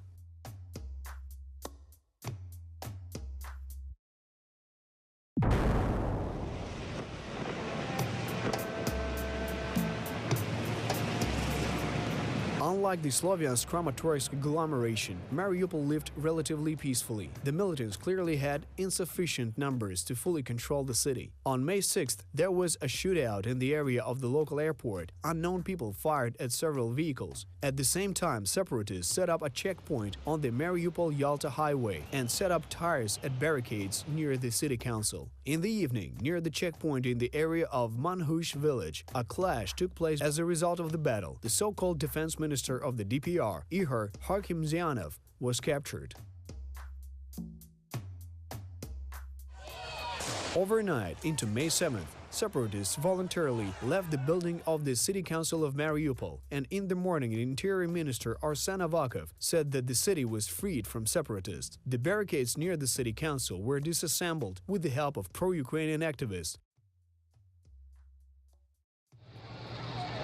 At noon, the separatists took over the building of the city council again as the police lifted the guard. By the end of the day, entrance to the city was blocked by 10 checkpoints at which police and pro-Ukrainian activists were on duty. The armed forces equipment moved up to the city. Meanwhile, both preparation for the referendum and opposition to its holding took place on May 8th. The same day, in Donetsk, uncontrollable distribution of ballots among local residents began.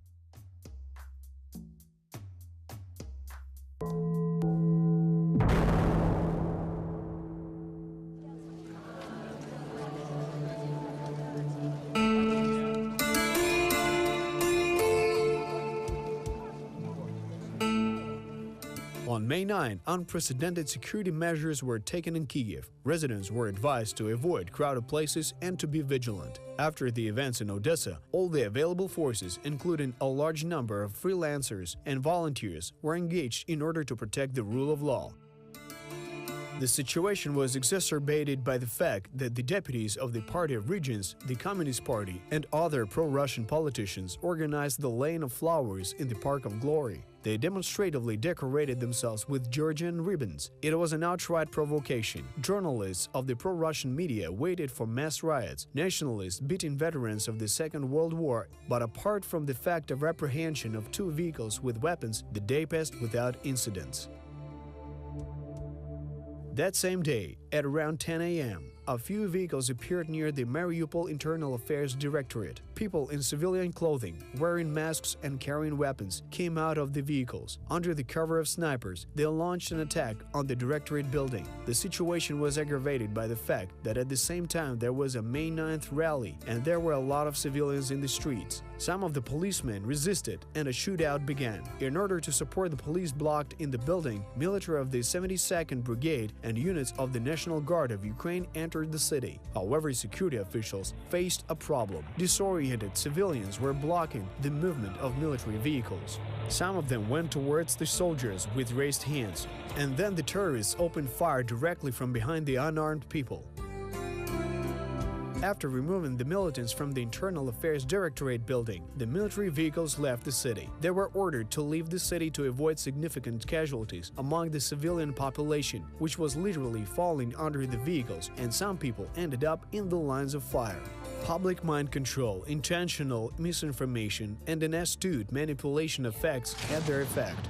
That gave birth to the legend of mass shootings of civilians in Mariupol. The Russian mass media announced a figure of 50 dead and duplicated various ridiculous rumors. The real number of civilian victims was no more than 4 people.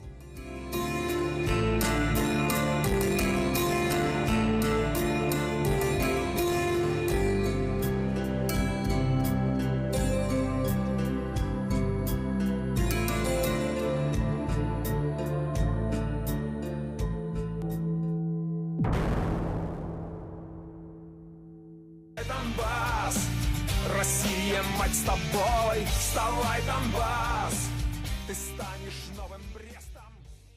On May 11th, a referendum was held in Donetsk, Luhansk, Sloviansk, Kramatorsk, Mariupol, and other separatist-controlled cities. According to the statements of the so-called CEC of the DPR, the turnout of voters was just under 75%. However, none of the international organizations, including the OSCE and the Council of Europe, had sent their official observers. As such, these figures are very dubious. Even Russia did not send observers. It limited itself to making a statement about respect for the results of the referendum. On May 12, 2014, the terrorist leader Igor Girkin accepted the office of commander of the armed forces of the self-proclaimed DPR and announced the start of a counter-terrorist operation regime. He also appealed to the president of Russia to support the so-called militia. Speaking directly, he requested the support of a regular army. It was then that the hybrid war rapidly turned into a real war.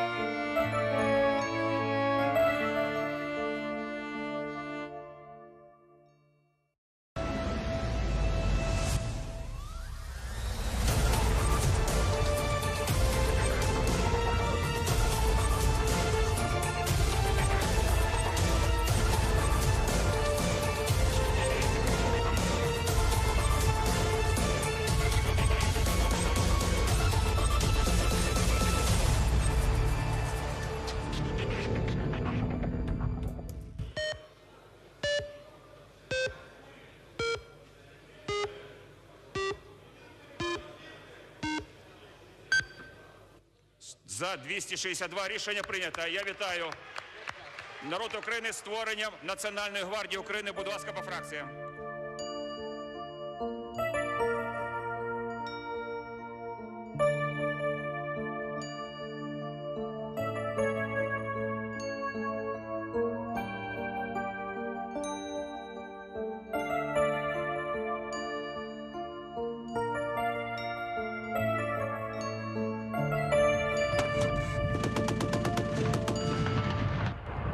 As early as March 13, 2014, the law on the National Guard was passed. Formally, the internal troops were renamed the National Guard of Ukraine. But there was one important point.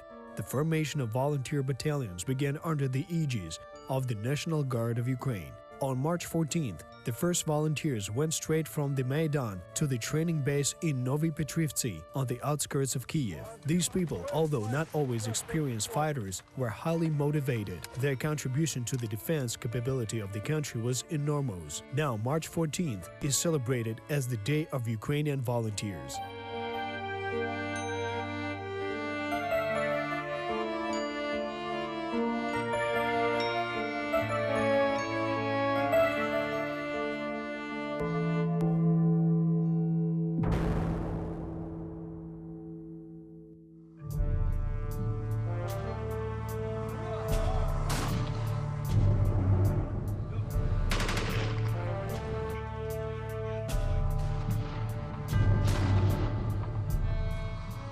This is the sixth series of the film about the ATO, History of the War. We're trying to get to the bottom of the anti-terrorist operation in the east of Ukraine, its reasons and results. What does the Russian Federation have to do with all this? How does the confrontation between Ukraine and Russia pose a potential threat to Europe overall? In April and May 2014, Ukraine was in a very awkward situation. President Yanukovych fled the country, which gave birth to an exceptional legal case. Ukrainian legislation did not envisage such a situation. The constitution outlines options for the development of events in the event of death, illness, and loss of legal capacity of the president. He could even resign, but the notion of a runaway president was not fixed in the main law of Ukraine. In the absence of the head of state, his duties fell on the Speaker of the Verkhovna Rada, Alexander Turchinov. Ukraine needed a legitimate power structure that would be recognized by the entire civilized world.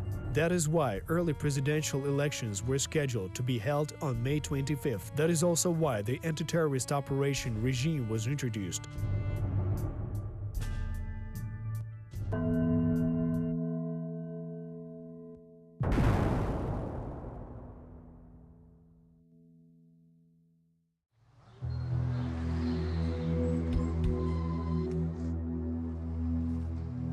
In the context of the ATO, without declaring martial law, the use of armed forces is very limited. This resulted in the vulnerability of the latter when confronted with an aggressively geared-up crowd, as well as the so-called People's Militia. After all, once an insurgent dropped or hid weapons, such a person ceases to be something different from a civilian, and the army cannot apply force on that person. This fact was actively exploited by terrorists, and the population, deceived by propaganda, served as a human shield during various actions. At that time, the police forces and units of the National Guard had the full legal right to conduct searches and inspections. In the conditions of an increasingly charged-up environment, it was volunteer police units that played the role of a scalpel, with which the Ukrainian command carved the metastasis of separatism from the body of society. Ideally, everything should have looked as follows. Armed forces surround and block the city, and then the National Guard enters the fray. However, in reality, everything was much more complicated. The Russian Federation actively supplied militants with not only small arms, but also anti-tank and anti-aircraft complexes. After the seizure of the self-propelled mortar vehicle Nona by the militants, a few days later, at least 2 more such vehicles arrived from the territory of Russia.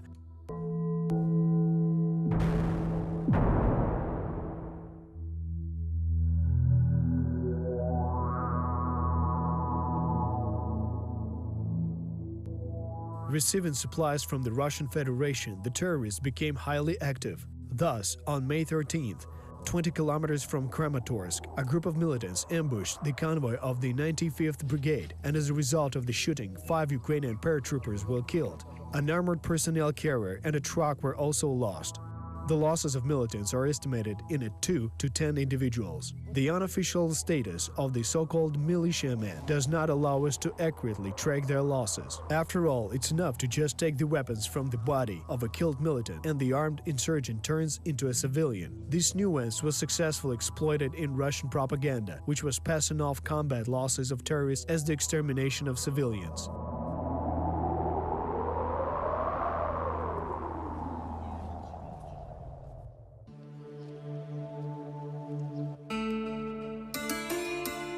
Back in March, at the very beginning of the events in Crimea and almost immediately after Putin's statement on the use of the Russian armed forces on the territory of other countries, partial mobilization of military forces began in Ukraine. On the eve of the presidential elections, Ukraine won the time necessary for the recruitment of the army. On May 14th, terrorists proclaimed that they were going on the offensive. Also, there were allegations that more than 20 Ukrainian soldiers had been killed. However, this information was nothing more than a dirty propaganda trick aimed at intimidating the population. It is not difficult to verify the falsity of such an assertion. From the very beginning of the anti-terrorist operation, the names of the fallen in the ATO are regularly published on the internet in an open access mode. Unlike Russian militants, the Ukrainian authorities never kept the losses in secrecy.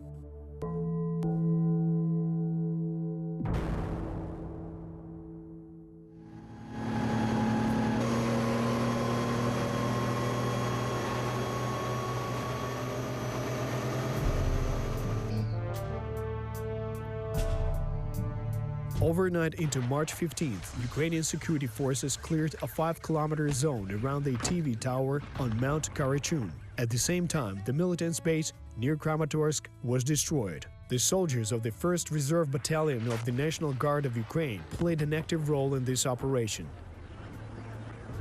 Speaking of volunteers, one should not forget that a large number of people went not to police battalions. However, a man who came to the military enlistment office without a call-up was nevertheless handed a draft notice. And it is very difficult to track how many people were mobilized into the armed forces voluntarily and how many were called up. The Ukrainian system of accounting of a person obligated to military service left open many windows of opportunity for potential draft dodgers. Most people who join the army or the police during this period are in fact volunteers.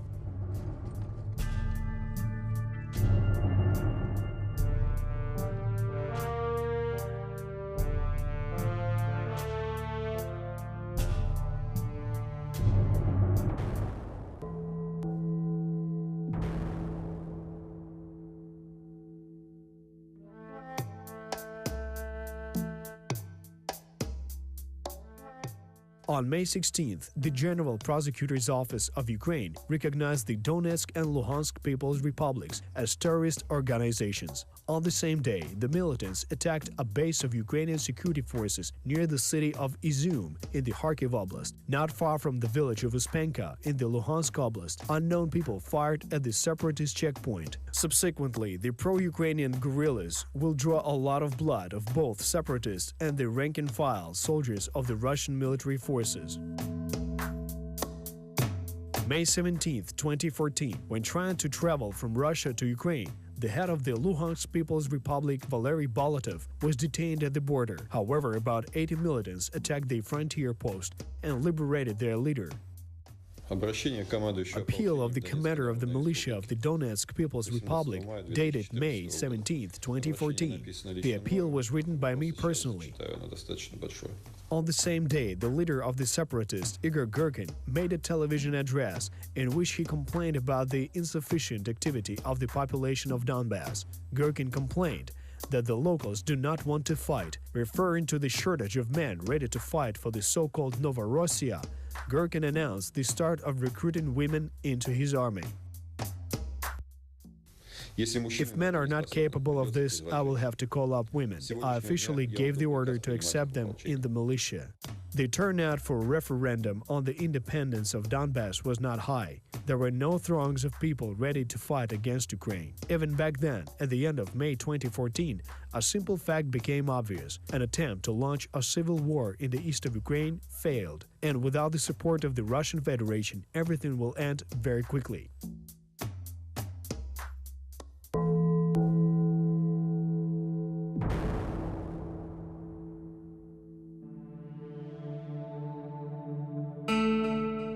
At the same time, the Ukrainian army was gaining strength, manning and putting forward more and more units to the front. Military equipment was actively repaired. Many weapons units were withdrawn from storage. In this regard, the country was very fortunate. When Soviet troops left East Germany in 1991, they left most of the equipment and weapons on the territory of Ukraine. and the remnants of the greatness of the Western group of forces were added to the warehouses designed to ensure vital activity of the million-strong army that guarded the western borders of the once invincible Soviet Union. There was a huge amount of weapons and equipment. By 2014, a myriad of ammunition of all calibers and types, weapons, tanks, and armored personnel carriers was still stored in the warehouses of the Ministry of Defense. However, the hardware was in terrible condition. Due to the low funding of the army, over the years it has become common practice when stored equipment became a donor of spare parts. But the equipment was systematically revived and put into operation.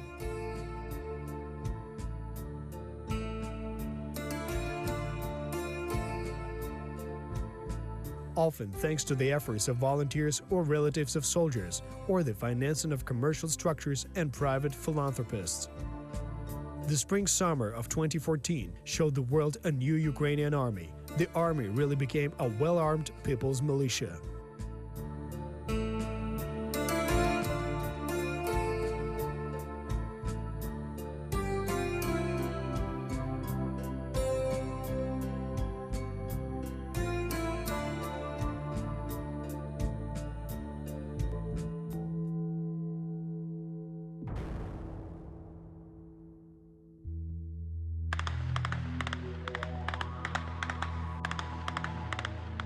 On May 18th, several militants were neutralized as a result of a special operation in the area of the Kramatorsk airfield.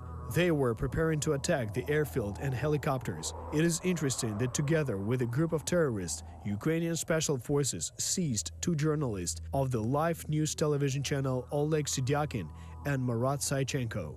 A Polish portable air defense missile system Grom, which is an analog of the Soviet Manpads Igla, was found in the trunk of their vehicle. Here it should be specially noted that Russian journalists were privy to the backstage of the militants. They conducted live broadcasts of battles, were present at the interrogations of prisoners, and on some occasions even questioned Ukrainian soldiers themselves. Overnight into May 19th, terrorists attacked checkpoints and a base camp near Slavyansk, where 3 Ukrainian soldiers were injured. One militant was killed when fire was returned. Another terrorist was wounded and subsequently detained. The first night battles revealed a severe need for night vision devices, since the Soviet models that the army had were obsolete and ineffective. At first, the supply of the army and the National Guard with night optics fully came upon the volunteers. Night fighting continued on May 21st. The militants once again attacked one of the checkpoints near Slavyansk and the supply convoy of the ATO forces, and in the end, both attacks were repelled without losses. However, the next day, a black cloud hung over Ukraine. The plan of the Ukrainian command was to dissect the territory under the control of the militants into several parts. In combination with the blocking of the border, this would allow, by curbing the supply of arms and people from Russia, to encircle and liberate the occupied settlements. In turn, the Kremlin in every possible way resisted this scenario, exerting pressure both on the diplomatic front and on the real front. On May 22nd, Russian special services carried out a simultaneous attack on Ukrainian troops in the Donetsk and Luhansk oblasts. Unfortunately, not all of the Ukrainian military understood the seriousness of the situation. Despite the danger of attack by the saboteurs, the necessary measures for protection and defense were not taken. There were also no trenches and no shelters. On the eve, local residents freely moved closer to these positions.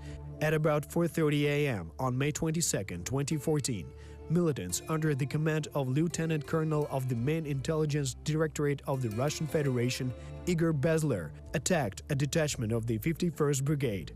They approached closely in several vehicles and opened fire at point-blank range. But after a while, the surviving soldiers were able to organize a line of defense and managed to call for air support. As a result, the enemy suffered losses, and while abandoning one vehicle, it retreated, but was unable to capture the wounded officers. As a result of the battle, 16 people were killed and about 30 were injured. 3 IFEVs and several cars were lost. At that time, these were the greatest single losses of the armed forces of Ukraine. On the same day, on May 22nd, a unit of the 30th Brigade was attacked near the railway station Rubizhne. 2 IFVs and 1 Gas-66 truck with an anti-craft Zu-23 guns were lost. 3 soldiers perished. The next day, on May 23rd, militants fired at an ambulance, killing a soldier wounded in battle near Volnovaha. 2 more people were killed as a result of the sniper fire at a checkpoint near the village of Zolotay Kolodias. And in the village of Karlivka, a detachment of the Donbass Volunteer Battalion engaged in its first battle. That day, 5 Ukrainian patriots were killed, 5 were wounded. The leader of the terrorists, Igor Bezler, announced the capture and execution of 2 soldiers. However, this information was not true, seeing as nobody was captured. As a result of this chain of failures, the pace of advancement of Ukrainian troops has dropped dramatically. Russia began an intensive transfer of heavy weapons, trained personnel, and a huge amount of ammunition across the border. Very soon, the combat in the ATO zone turned into a real war zone with the intense use of barrel artillery and rocket launching systems.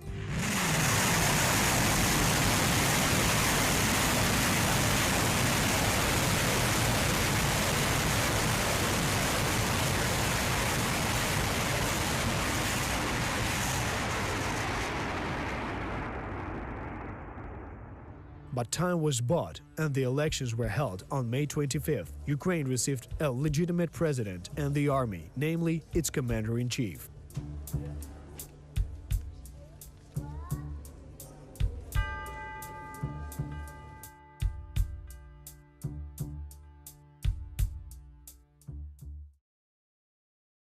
I only trust one place with meine key. Meine key.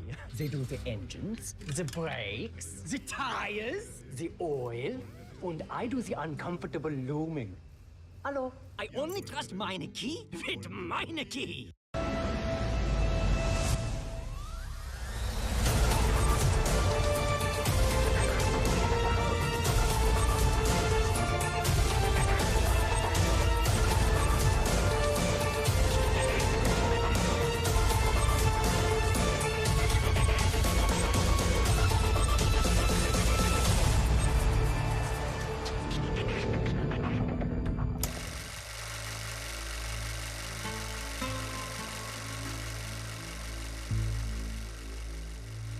February 21st, 2014, Viktor Yanukovych left his residence in Kyiv. Together with 21 security guards, the compromised president flew to Kharkov by helicopter. From there, already by car, he reached the Crimea, then by sea reached the shores of Russian Federation. According to the video surveillance system installed in the residence of President Yanukovych, the gathering and removal of valuables began on February 19th. The flight was well planned and quietly done. However, these details were clarified much later, and on the morning of February 22, 2014, the president of Ukraine simply disappeared. On the same day, the Verkhovna Rada of Ukraine adopted a resolution on depriving the president of Ukraine the right to execute his constitutional powers. The presidential elections were scheduled for May 25th of that year. 328 members of parliament voted in favor of this decision. Рішення прийнято!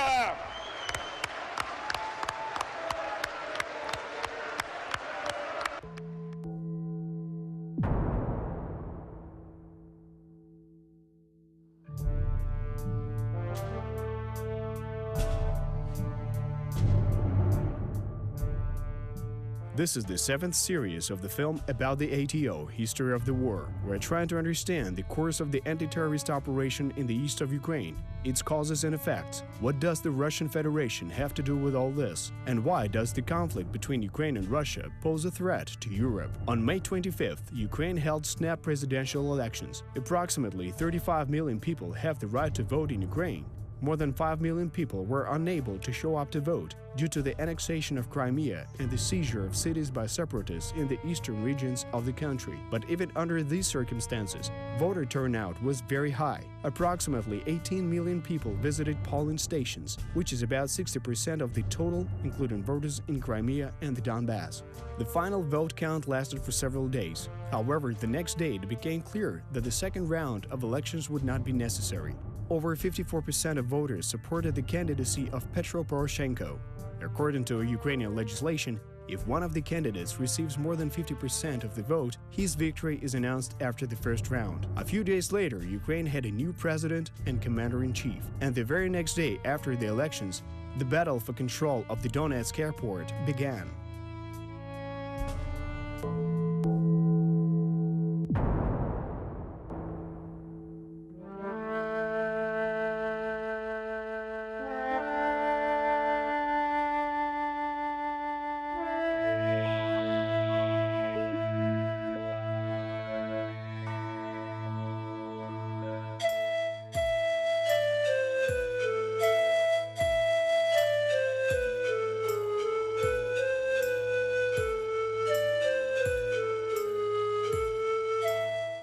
Let's look back again. In summer 2012, Ukraine and Poland jointly held the European Football Championship. It was a spectacular event in the life of the country, and not only in the sporting sense.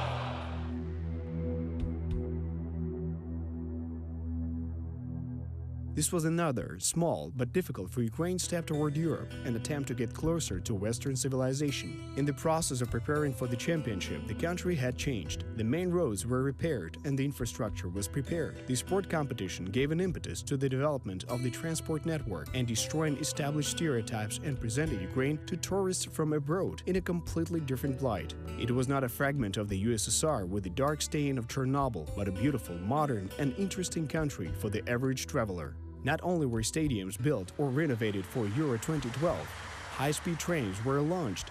They connected the main megacities, allowing to get from Kyiv to Lviv or Donetsk.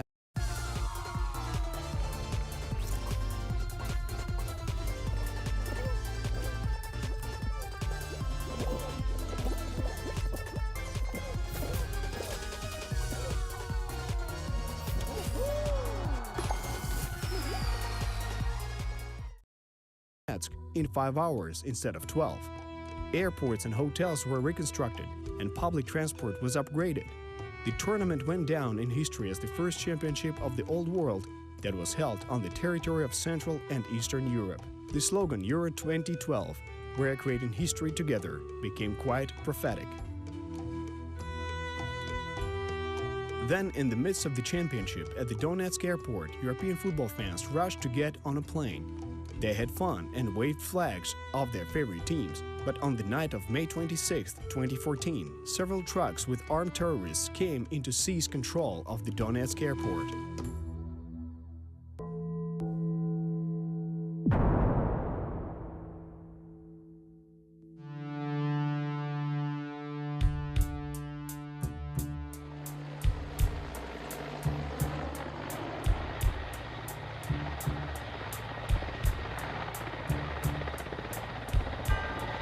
From the very beginning of the ATO in Donbass, airports, military slips, and other strategic facilities were guarded by special forces of Ukraine. However, unlike many other objects, the airport of Donetsk continued to function, and the terminal building was not changed for defense. In order not to frighten the passengers, the forces of the 3rd Regiment of the Special Forces of Ukraine, whose task was to guard the airport, were located in the next building, the old terminal.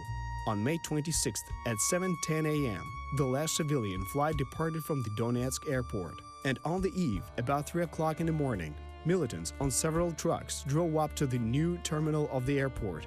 In addition to aero weapons, they brought with them grenade launchers, Shmel rocket launchers, and portable anti-craft missile systems. The SBU officer and trader Alexander Holovura led the militants inside the terminal. All these preparations were noticed by the guards, but there was no order given from the high command to open fire. The commanders did not want to risk the lives of civilians and the staff, who could have easily been caught in a crossfire inside the building. Later, the counterintelligence service of the Security Service of Ukraine conducted a special operation, and Holovura was detained in Donetsk, and thanks to this, certain circumstances of the storming of the airport were revealed. To determine the strength and staff of the assault groups, 45 militants of the sabotage group Iskra participated in the siege of the airport. They acted under the command of the Russian officer Sisenko. The majority of the fighters of this group was comprised of citizens of the Russian Federation and had military combat experience in various hotspots throughout the world. The so-called Kadyrov Special Forces, 26 mercenaries from the Ramzan Kadyrov gang and about 120 mercenaries of the Brigade Vostok also participated in the attack under the command of Alexander Hodakovsky. The last was the commander of the Alpha Division of the Security Service of Ukraine in Donetsk. Another 30 people were representatives of the pro-Russian movement Oplot. The operation was led by Major General of the Federal Security Service of Russia Alexander Borodai. The operation allowed for the siege of the airport, meteors, control tower, and adjoining buildings. This would allow the use of the airstrip for the transfer of reinforcements from Russia. The Russian command counted on the fact that Ukrainian security officers wouldn't open fire in the complex.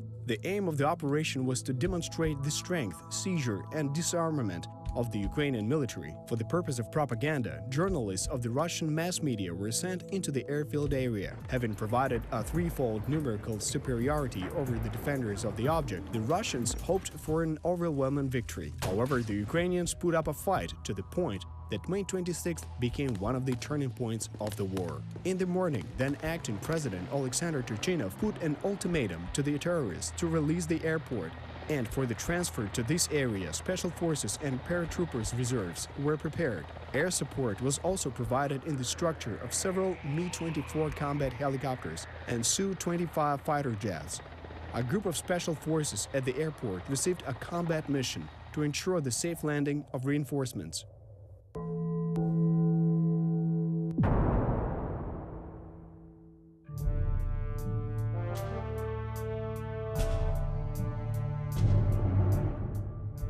In the morning, the airport was closed and all passengers and local personnel were escorted out. The Ukrainian aircraft appeared over the airport. Reinforcements arrived in several Mi-8 transport helicopters. This reserve was grouped from the men of the 140th Special Operations Center of Ukraine, the 10th Detachment of the Main Intelligence Directorate of the Ministry of Defense, the Special Guard of the National Guard of Ukraine Jaguar, and the paratroopers of the 95th Brigade.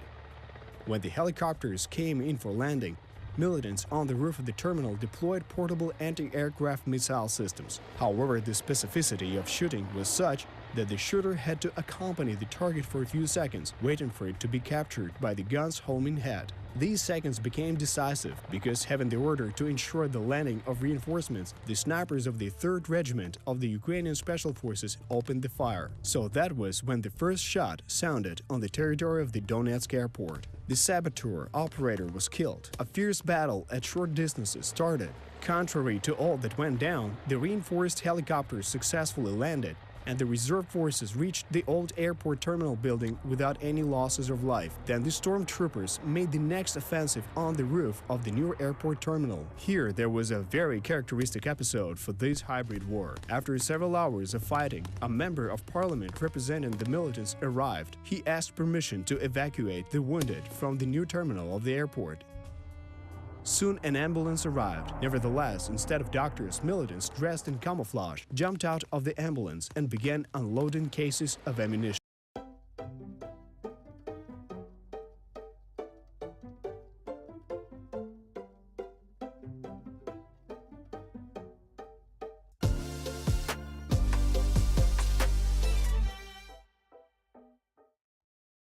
This is not the first and not the last time when militants used civil transport, disguising themselves as doctors or journalists. War is a path of deceit, says the ancient treatise of Sun Tzu. The misuse of the ambulance led to its immediate destruction. During the battle, the sabotage squad, Iskra, suffered the most losses and its commander, Colonel FSB Boris Sisenko, perished. Also, Kadyrov's special forces were defeated. Some of the rebels retreated from the airport. At the same time, at least 2 trucks were destroyed as a result of the chaotic actions of the disoriented terrorists who decided that the city was being stormed by Ukrainian troops. The saboteurs wounded at the airport, who did not take the opportunity to leave it in the ambulance, were killed in those vehicles under the fire of the militants. Throughout the entire following night, from May 26th to May 27th, gunfights continued in Donetsk. The militants and representatives of the local criminals fought against each other. In these skirmishes, civilians also died. Several vehicles were shot. It is interesting that at that time, the so-called leader of the DPR, Denis Pushilin, simply disappeared. The fighting lasted all day and ended only in the evening of May 27th. The assault team of the Ukrainian Special Forces entered the new terminal and occupied it. The weapons left by the invaders were gathered. As a trophy, a large number of grenade launchers, jet flamethrowers, anti-aircraft complexes, and even mortar were seized.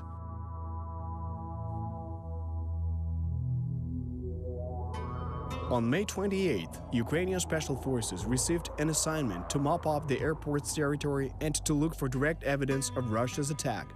The cleanup crew managed to find several bodies of soldiers dressed in uniforms and bearing gear of Russian production. The date of production of bulletproof vests and other gear was March to April 2014. Several indicative weapons were also found. After checking the serial numbers, it was learned that earlier these weapons were at the disposal of the battalion of the Ukrainian Marine Corps in Feodosia, and they were taken captive by the Russian forces during the annexation of Crimea.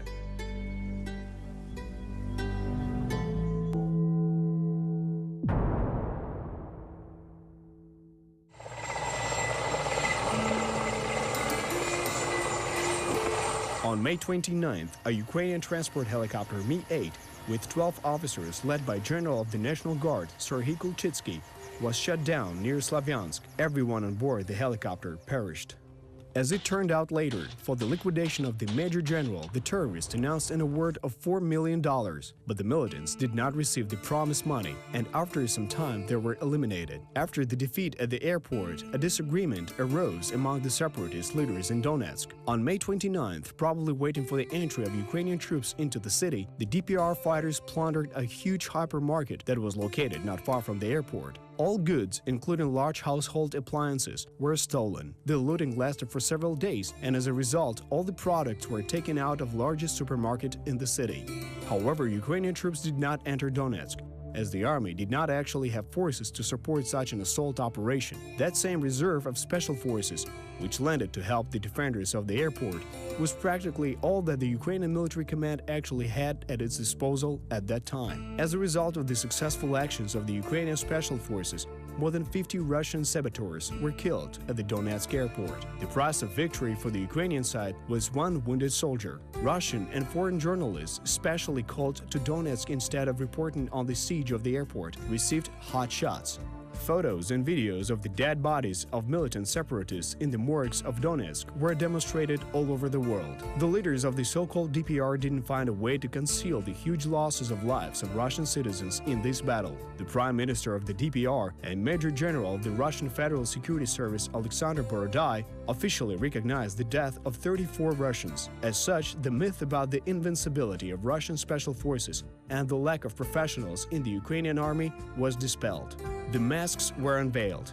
It was in the fight for the Donetsk airport when the myth of the so-called popular uprising, the civil character of the confrontation in the east of Ukraine, was completely debunked. Trying to curry favor with Russian curators, separatist leaders organized the transportation of bodies of the dead Russians to their homeland. The inscription on the truck, Cargo 200, is a military code mark about the transportation of the dead. On May 30th, accompanied by journalists, the first vehicle with a sorrowful load passed through the border and left for Rostov. Prokofiev Airport in Donetsk for a long time was one of the hottest spots in the east of Ukraine. In total, his defense lasted 242 days. As a result of fierce fighting, the airport was completely destroyed. For their high resistance in battle, the defenders of the airport, the militants themselves, nicknamed cyborgs, right in the midst of the battle.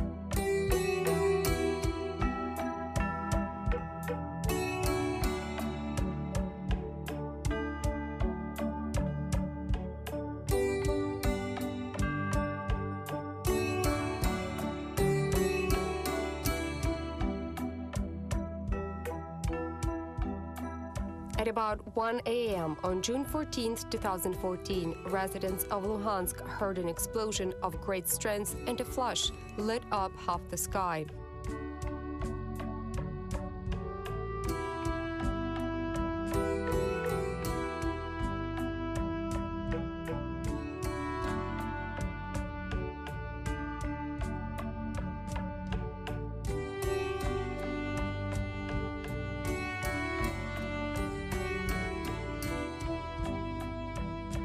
In the morning, there was an abnormally heavy downpour in Kiev. Surprisingly, it was raining in the morning every time after heavy losses in the ATO zone, after ambushes and shelling. Despite the hot summer, nature itself mourned the dead.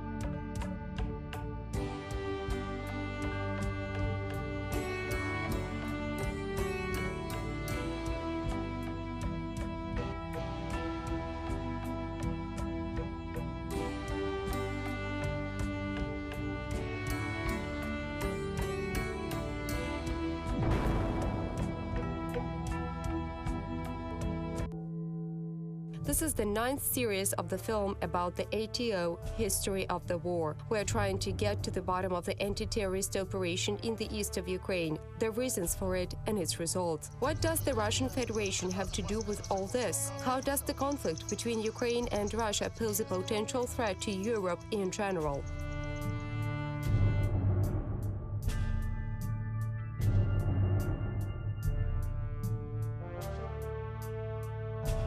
War is the extension of politics. It is only logical that weapons should be used only as a last resort when all other means of resolving a conflict have been exhausted. However, if the backstreet villain wants to take away your life, there is no other way to survive, save for giving him the opposite and equal rebuff.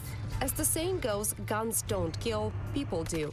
However, if you are armed, even an experienced robber in the dark back street hesitates before the attack and thinks carefully. Knowing that there will be an adequate rebuff, not being 100% sure of success, neither a street criminal nor an aggressor state will go into action. So the very presence of troops in positions is already important.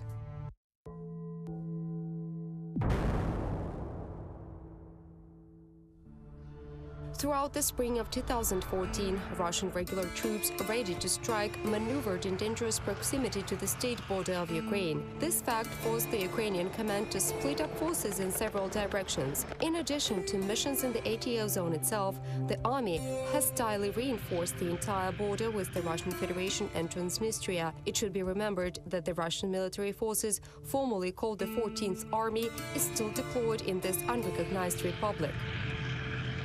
The Ukrainian army was in the process of mobilization and recovery. Overextension was catastrophic. In the face of the hybrid armed intervention in the spring of 2014, the state of Ukraine had only two options: to surrender and eventually die, dissolving a new version of the Soviet Union, or to fight for survival.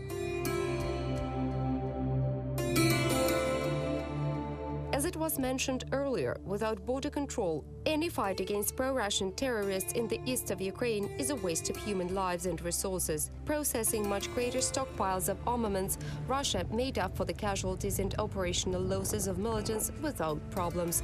The issue of border control was the key. As early as the end of May 2014, units of the National Guard and the Ukrainian armed forces began to concentrate in the outskirts of Luhansk. The strategic plan involved restoring of control over the state border. The way to solve this problem was the accumulation of troops at the Luhansk airport and then a push towards those units of the Ukrainian armed forces that were moving along the border from the south. But there simply weren't enough forces in order to clear and, most importantly, maintain the land corridor to the airport. That is why it was decided to use transport aircraft to reinforce the horizon of the Lugansk airport. While the army was busy surrounding Luhansk and preparing an operation to liberate Lysychansk, the airmen were engaged in delivery of human resources, ammunition, and equipment. They made 27 successful flights.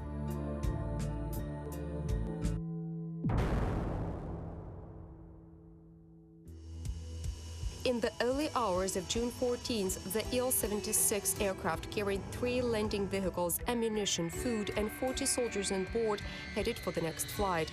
The first one made a successful landing, despite the fact that by that time the airport was already without power and the navigation equipment did not work. The second craft came in for a landing. Let us step back here and mention one important point. Hybrid war blurs the boundaries between military and civilians, politics and economy, blending everything together, breaking all rules and principles. In a real combat situation, for example, in the same Afghanistan, before receiving aircraft, the approach area should be cleared. For example, properly soften up with multiple launch rocket systems, wooded areas and other places where the enemy could theoretically hide. After that, mop up the territory with helicopters. This is the standard security protocol prescribed in the statute. But the territory of the Luhansk and Donetsk Oblast is densely populated, and any route clearing with Grad missiles was out of the question. Unlike the army of the Russian Federation, which literally razed the city of Grozny in 1995, the Ukrainian army was always sought to minimize civilian casualties. This usually leads to increased risks of the soldiers. At 0 hours 15 minutes, the engine of the second plane was hit by a missile fired from a man-portable air defense system. Il-76 is a large and sturdy aircraft. In the same Afghanistan, similar vehicles made successful landings with more serious damage. But using a quick-fire AA gun Zu-23, the terrorists finished off the aircraft, literally sawing it into pieces up in the air. At 0:51 Kyiv time, the plane exploded in the air. Its wreckage fell 2 kilometers from the runway of the Luhansk airport. The third plane was immediately ordered to return to the base.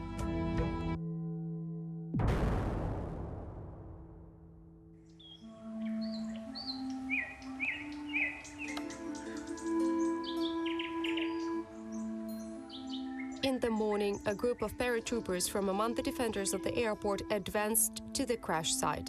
They took the bodies of the dead and destroyed the remains of the cargo so that it would not be left for the enemy. Somewhat later, the militants came to the scene as well, but they did not find any bodies or trophies of war.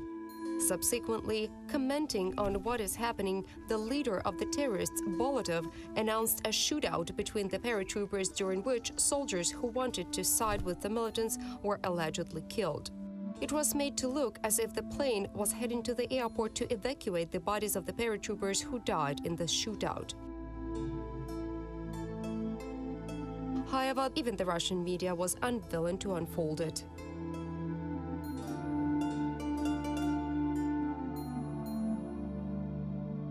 The next day, there was violent civil unrest in Kyiv, near the embassy of the Russian Federation. People who were disgruntled by the annexation of Crimea and by Russia's open support for the terrorists in the Donbass bespotted the embassy building with bottles of paint and rotten eggs. Someone even tried to get into the territory of the embassy and take down the Russian flag. Breaking into the embassy territory was equated with the violation of the state border and could easily be used by the leadership of Russia as a pretext for boots on the ground. But Andrei Deshitsa, the acting foreign minister of Ukraine, arrived to the location in time and found the right words to appease the indignant crowd.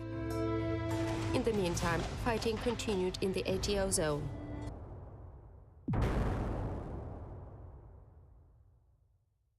During June 14th, anti-terrorist operation forces liberated 10 small settlements.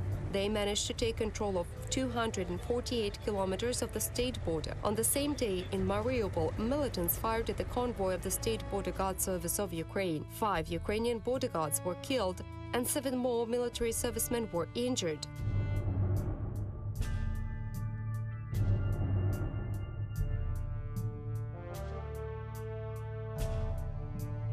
On June 15th, the Ukrainian military liberated the city of Shastya. The 24th Territorial Defense Battalion, IDA, particularly distinguished itself in action. Russian journalist Igor Korneluk immediately accused battalion fighters of all mortal sins, attributing various war crimes to them. There was a reason for this attention. The unit, manned on a volunteer basis, had a high motivation and acted very boldly and effectively.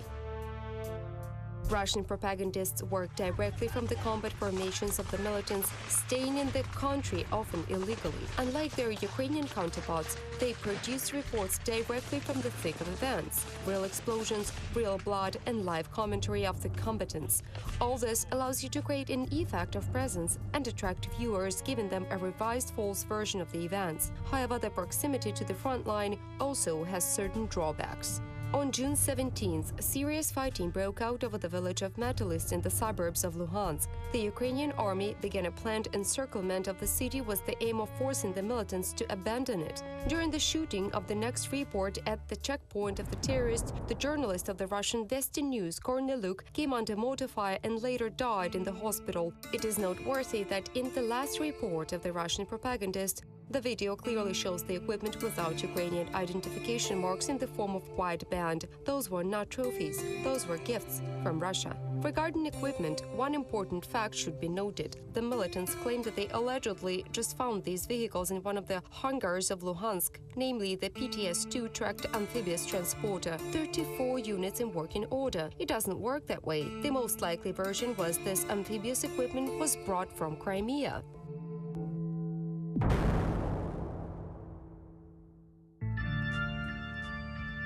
Anyway, the warfare continued.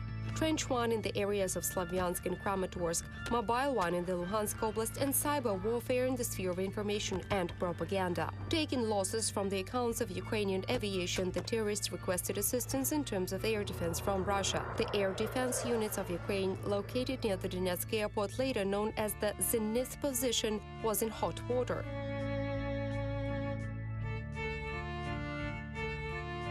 The 156th Donetsk Air Defense Missile Regiment was one of those few units which, despite its geographical position, had not fallen under the control of the militants. The regiment was armed with Buk, air defense systems capable of shooting down any aircraft at an altitude of up to 25 kilometers. The firing range of the old modifications is 30 kilometers. Despite the fact that all the battle-ready equipment of the regiment was deployed to an administrative border with Crimea as early as March, the militants did not lose interest in the unit. After having received at least one complex, even an ineffective one, the militants would be able to get the same from Russia following the established pattern, and the issue of air defense would be resolved. Not without problems, initially negotiating with the militants and then shooting in the air, the anti-aircraft gunners remained true to their oath and did not give up their positions or equipment. On June 18th, the UAF lost the T-64 tank in Stanitsa Luhanska. Encircled by the militants, the vehicle was knocked out of action. In order not to surrender to the enemy, the crew blew themselves up inside the vehicle with a grenade. On the same day in Donetsk, 2 Russian T-72 tanks were spotted for the first time. The tank fleet of Ukraine is based on T-64. These machines can be easily distinguished visually. The latter has small road wheels, while the T-72 and its modifications have large wheels. On June 19th, fierce battles took place near Krasny Liman and Yampil. Krasny Liman was liberated back on June 3rd, and the grounding of terrorists in Slavyansk was close to ending up without supplies. The militants, numbering about 1,000 people, depended on the supply of arms and ammunition from Russia. The bridges across the Siversky Donetsk River were an important element of this road of life. All the roads leading to these bridges converged near the town of Yampil. The importance of this ground was clear to both the leader of the militants, Gurkin, and the Ukrainian command. Terrorists concentrated their most experienced and trained fighters in this zone. From the Ukrainian side, all possible measures were also taken. To ensure the success of the operation, assault troops received artillery support and a tank. However, despite the large number of involved forces and equipment, the battle was very difficult, since the entire battle took place on the forest road. Unable to advance to a broad front, the Ukrainian military suffered 16 fatalities. From the back of one wounded soldier, surgeons removed 4 9mm bullets of a special sniper cartridge SP5. This cartridge is used only in the special rifle VSS Vintorez. This rifle is issued to Russian special forces and is not available for sale on the open market. At the cost of many lives, Yampel was liberated. The supply of terrorists in Slavyansk had been depleted. However, it became obvious that fighting in restrained urban conditions is clearly the worst-case scenario for soldiers. It is not difficult to crush the terrorists located in cities if you are armed with cannon and rocket artillery. Such actions have already taken place in world history, and recently, in 1995, the Russian army was able to storm a large city despite the selfless efforts of its defenders, albeit at the cost of the lives of thousands of civilians and by the total destruction of buildings. Unlike the Russian Federation army in Chechnya, the Ukrainian army was on its territory. Each destroyed building will have to be rebuilt later. Every injured civilian is an injured citizen of Ukraine. Excessive destruction does not add popularity to the army, nor to the government, nor Ukraine as a whole. On the other hand, the Russian leadership was eagerly awaiting carpet bombings as an excuse for sending in so-called peacekeeping forces for peace enforcement and further occupation. The Ukrainian security forces really tried to restore order and restore the rule of law without shelling cities and villages into dust. That is why, in order to show his intentions to the population deceived by propaganda, President of Ukraine Petro Poroshenko announced the first unilateral ceasefire on June 20, 2014.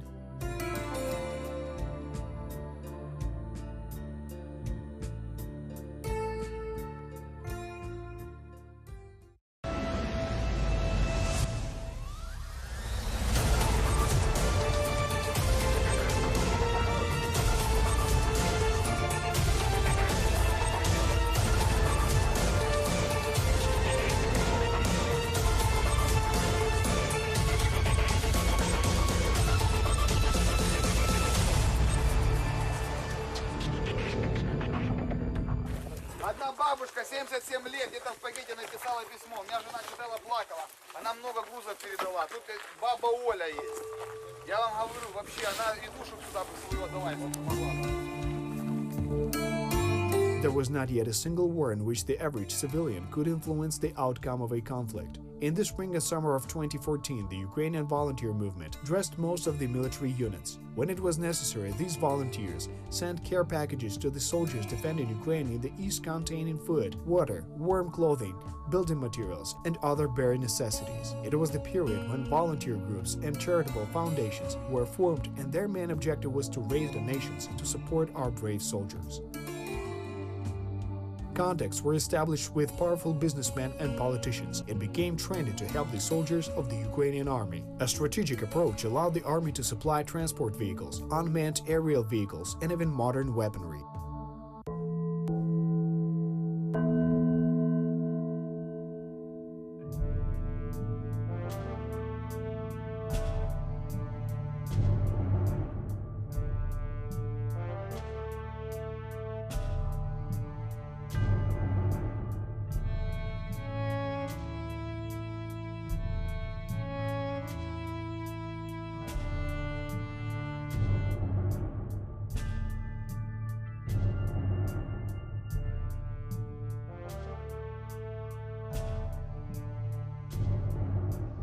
This is the 10th episode of the film about ATO, History of War. Our objective is to try and understand the course of events of the ATO in the east of Ukraine and its cause and effect. What does the Russian Federation have to do with all this? And how does the conflict between Ukraine and Russia pose a threat to Europe? On June 20, 2014, the first truce was announced in the Donbass. As of December 2017, the High Command of the military staff had given an order to observe the ceasefire more than 30 times.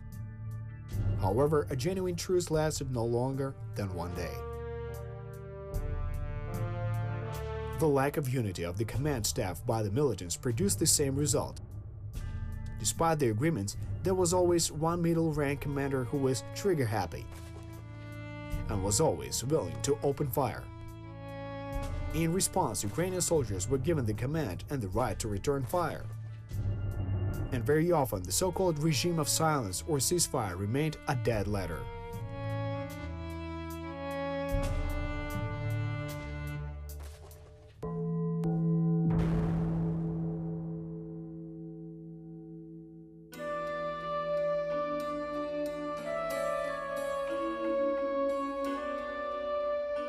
Peace is the goal of any war. Sometimes, in order to achieve peace, to suspend hostilities or prevent them from the beginning, it is enough to conduct authorized negotiations. There were examples of this in world history. The Cuban Missile Crisis 1962 is one such example.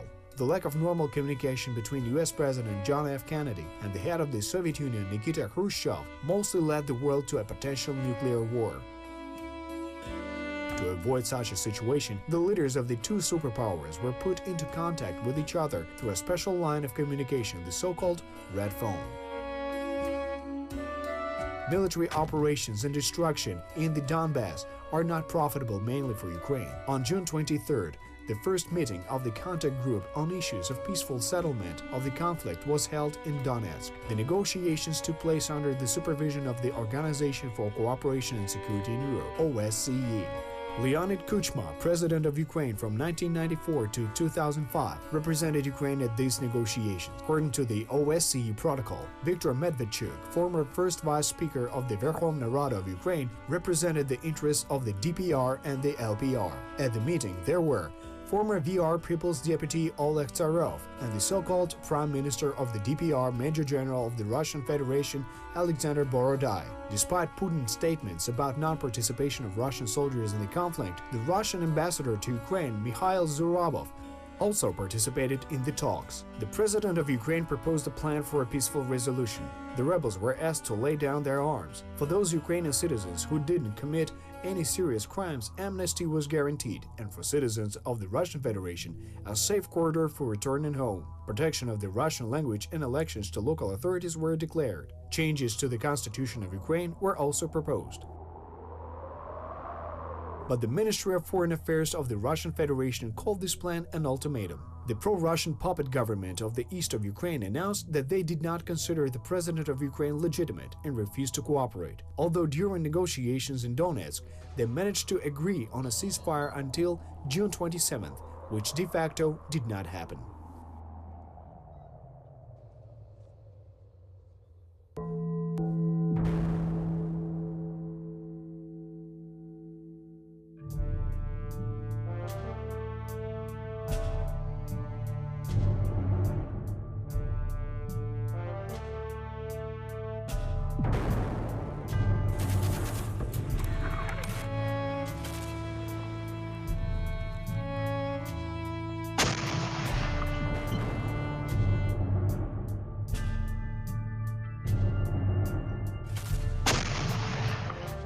The next day, the shelling resumed and 13 Ukrainian officers were killed on June 24th. Near Slavyansk, as a result of the attacks, an Mi-8 helicopter and an infantry fighting vehicle were destroyed.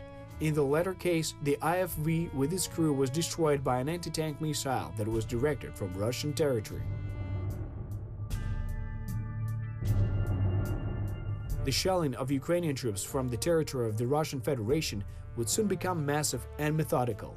In August, the Russian artillery boasted about their successes in social networks. The Ukrainian military, unable to respond to this fire, suffered irreplaceable losses. The leadership of the Russian Federation was looking for any reasons to bring in troops, and any Ukrainian projectile that hit the territory of Russia would become such a precept.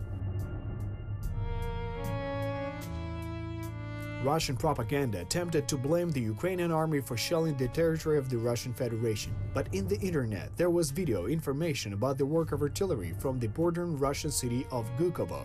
Exactly that became one of the facts of aggression. Вот так вот весело в городе Гуково, ребята!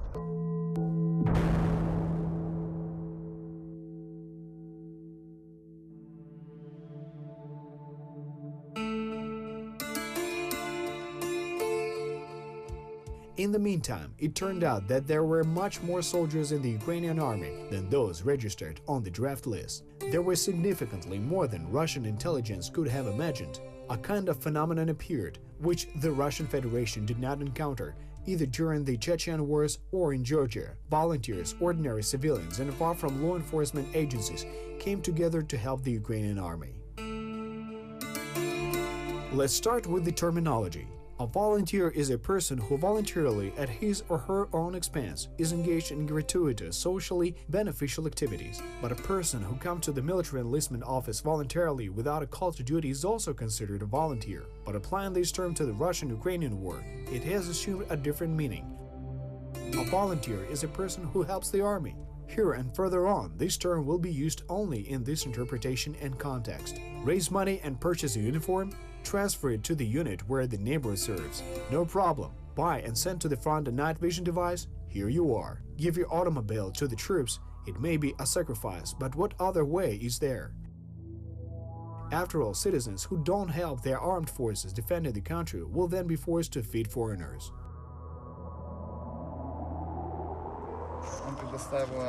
The organization Maidan in the city of Kremenchuk gave us this ready-to-go military vehicle. It was prepared especially for Secret Service men.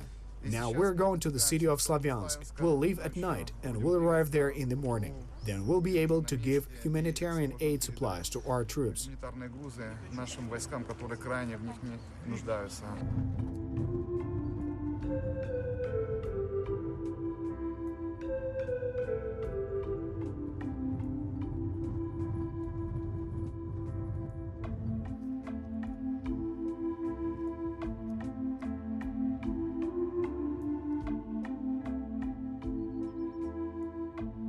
Since the spring of 2014, various assistance care packages were brought to the army and volunteer units from all regions of the country. As it turned out, everything was needed: ordinary underwear, pants, socks and shirts, military equipment, and state-of-the-art surveillance devices.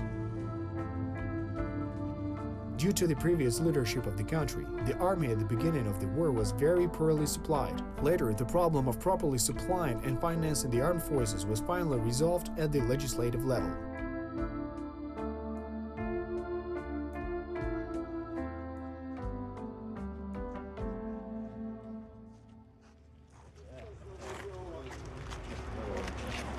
Здравствуйте. Здорово, друже.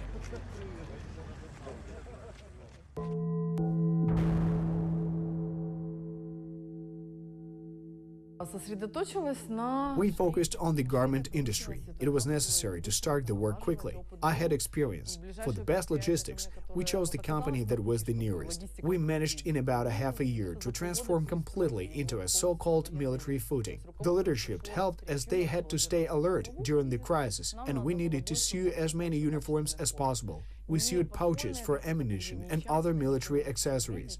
The fact is that a volunteer does not have enough time to make a decision when it comes to production of such accessories that the soldiers need today and even yesterday. Often the scheme was the same. First, the person passes on what is immediately available. But then, having exhausted their own resources, they turn to friends, and together they start buying expensive equipment. Those who possessed organizational skills created volunteer funds. They made contact with the commanders and passed on to the unit not just simple assistance, but often the necessary special equipment. And it was not always something military. The soldiers were also in desperate need of a common everyday tool or some building materials. With the help of social networks announcing their needs, volunteer groups prepared care packages of such accessories and basic goods to send to the front to help our soldiers. By the end of 2017, we managed to raise more than $5 million in the equivalent to the Ukrainian currency. We raised more than $5 million and sent to the soldiers on the front more than 80 thermal imagers. We made there an artillery fire control system, which is resistant to electronic warfare. We installed the navigation aids on half of the Air Force fleet and installed radar systems on 3 of the aircraft. We trained more than 100 sappers, snipers, and artillerymen, and we continue to do so.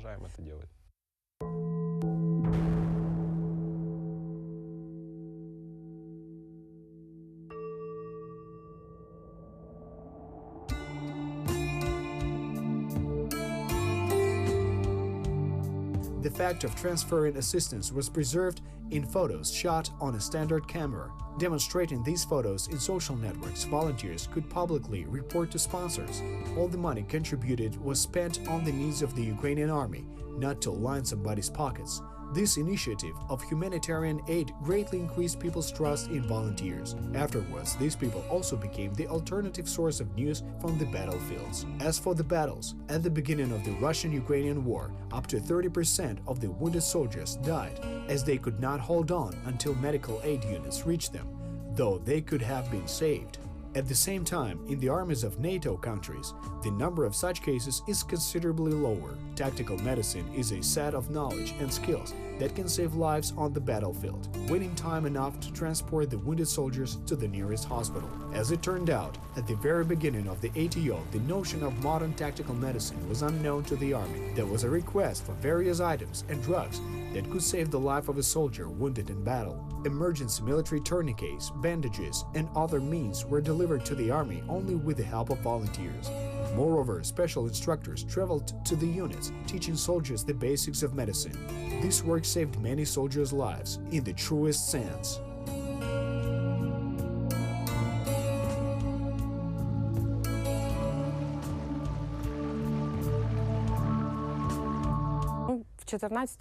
In 2014, the situation with medicine in the Ukrainian army was atrocious. It was the same as it pertained to clothing and weapons. There was nothing. It wasn't an exaggeration when doctors or regiment commanders said that they had absolutely nothing. On the list, there were bandages, hydrogen peroxide, and analgin, headache tablets, the very bare necessities in terms of medical aid. Some of the divisions were very fortunate if they had wound dressings that were 30 years old.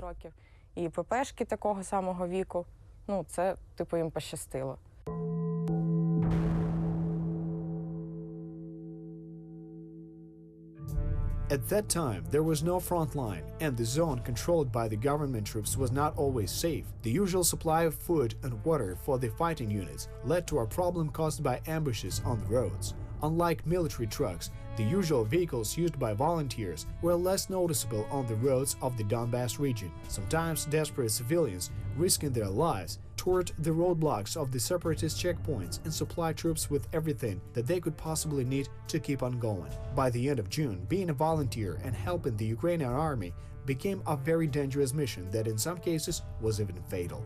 Some of the terrorists were eager for easy prey. They took up arms only for the sake of looting and pillaging. During the week from June 16th to June 23rd, in Donetsk, more than 40 vehicles were stolen from the local residents by armed men in military uniforms. Any rebel could only dream about a vehicle full of expensive equipment or even food. In short, helping the soldiers of the Ukrainian army was a very risky business. Officially, the truce ended on June 27th, but then it was extended until June 1st. During this period, 10 soldiers were released from captivity and reserves were brought up to Slavyansk.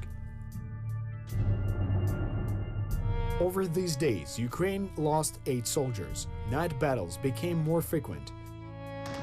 So volunteer organizations and humanitarian aid foundations played a very key role in supplying soldiers of the Ukrainian army with night vision devices to help them fight in this new form of nocturnal combat.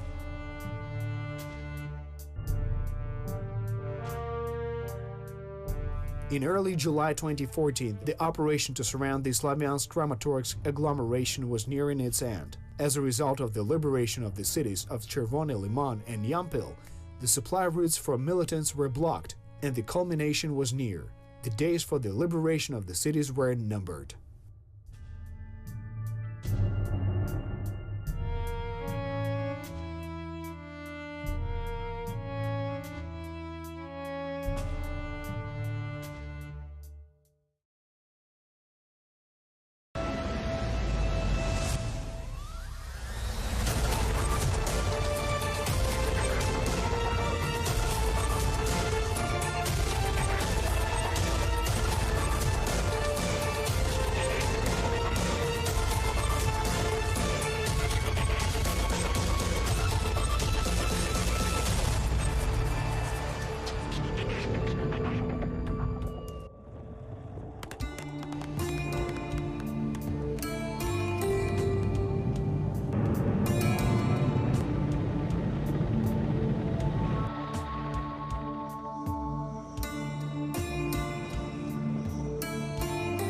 early July 2014, Russia, as if threatening, conducted military exercises in close proximity to the state border of Ukraine. By supplying the Russian-backed forces with weapons and heavy equipment, the Kremlin's owners planned to provoke a bloodbath in Slavyansk with a population of 100,000 by way of large-scale destruction and brutal casualties.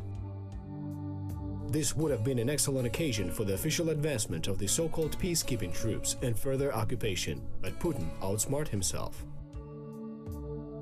The Ukrainian generals had neither the resources nor the means to storm cities. Such are the results of the years of so-called reforms, in other words, thoughtless disarmament initiated by the previous ruling power. In that situation, the emphasis on surrounding and cutting off the supply routes of the enemy turned out to be a much more effective strategy for the vulnerable army than a frontal assault.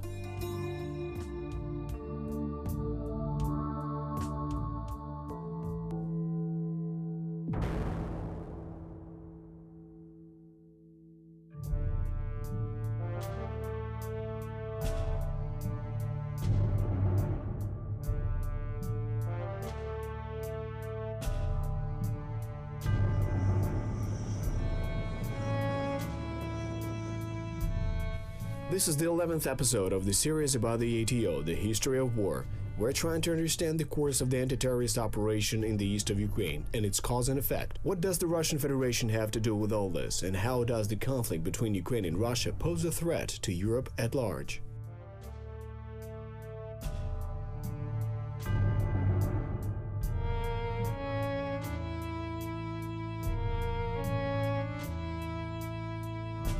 At the end of June, the Russian-backed forces received several tanks at their disposal. June 26, 2014, the checkpoint number 1 near Slavyansk, also known as the checkpoint by the fish farm, was attacked. 5 Ukrainian defenders of the position died in the battle. In addition, an APC armored personnel carrier and a BMD airborne combat vehicle were destroyed. The Russian-supported troops lost 1 tank, but unable to keep the captured checkpoint, they collected the spoils of war and retreated. The marauders collected the personal belongings of soldiers who retreated from the checkpoint, as well as their documents.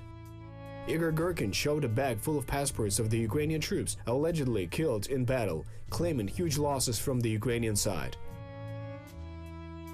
However, it was just grandstanding.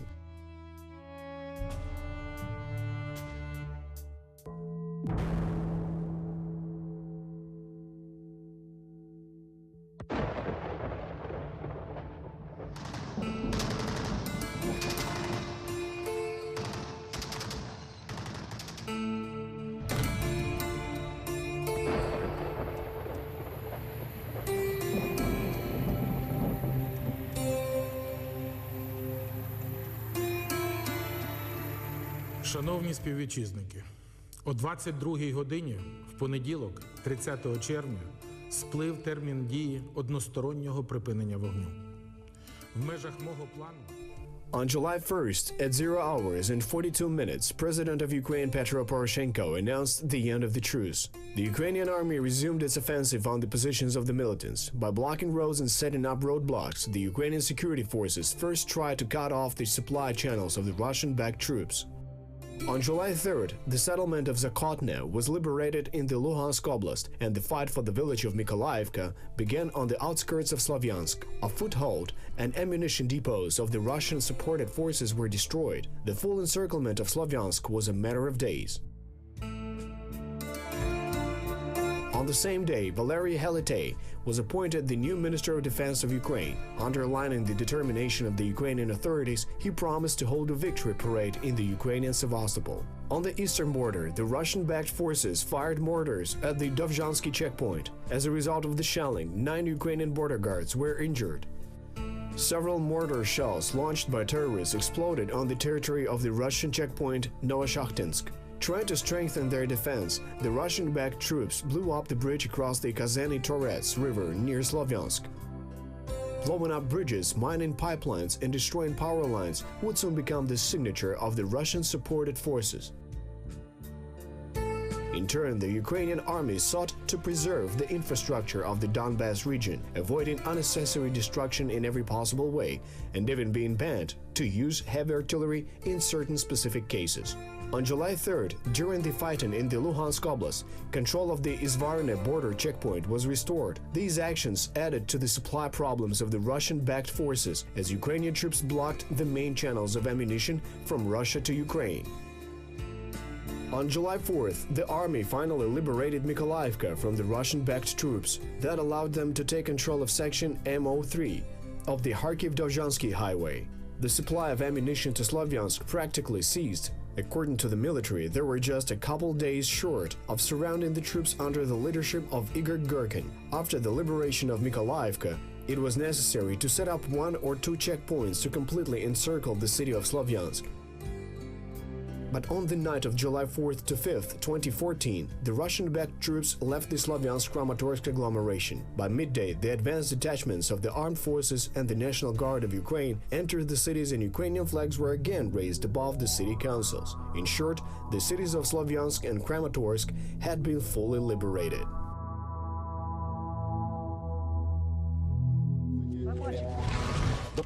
Minister of Defense Colonel General Valery Helitey reporting. Mr. President, your instructions have been carried out. The city of Slavyansk in the Donetsk Oblast has been cleansed of terrorists and is fully protected.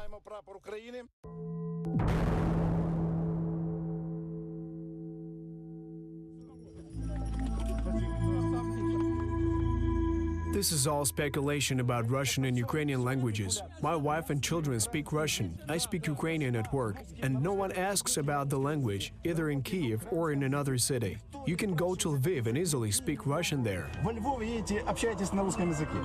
No event happens without a reason.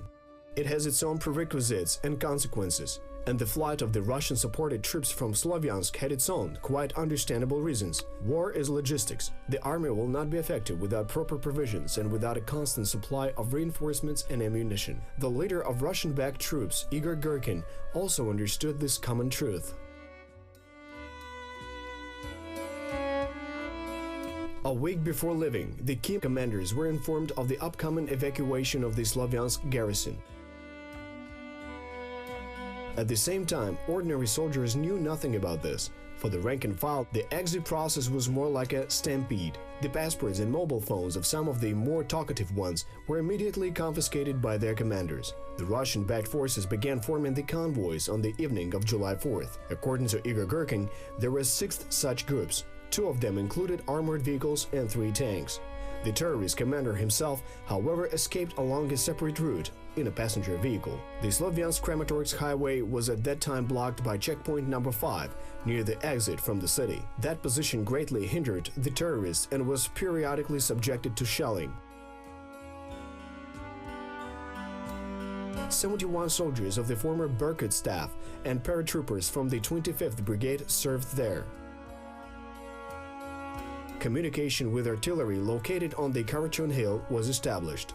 A possible breakthrough on the night of July 4th to 5th was anticipated, partially thanks to reconnaissance and information from local residents. First, 2 civilian vehicles started the breakthrough. One was hit and stopped. Its passengers tried to hide in the dark, but thanks to a thermal imager, they were detained. 1 man and 3 women. One of them had a certificate of a correspondent of the Russian channel REN TV, while the rest had documents of members of the so-called DPR army.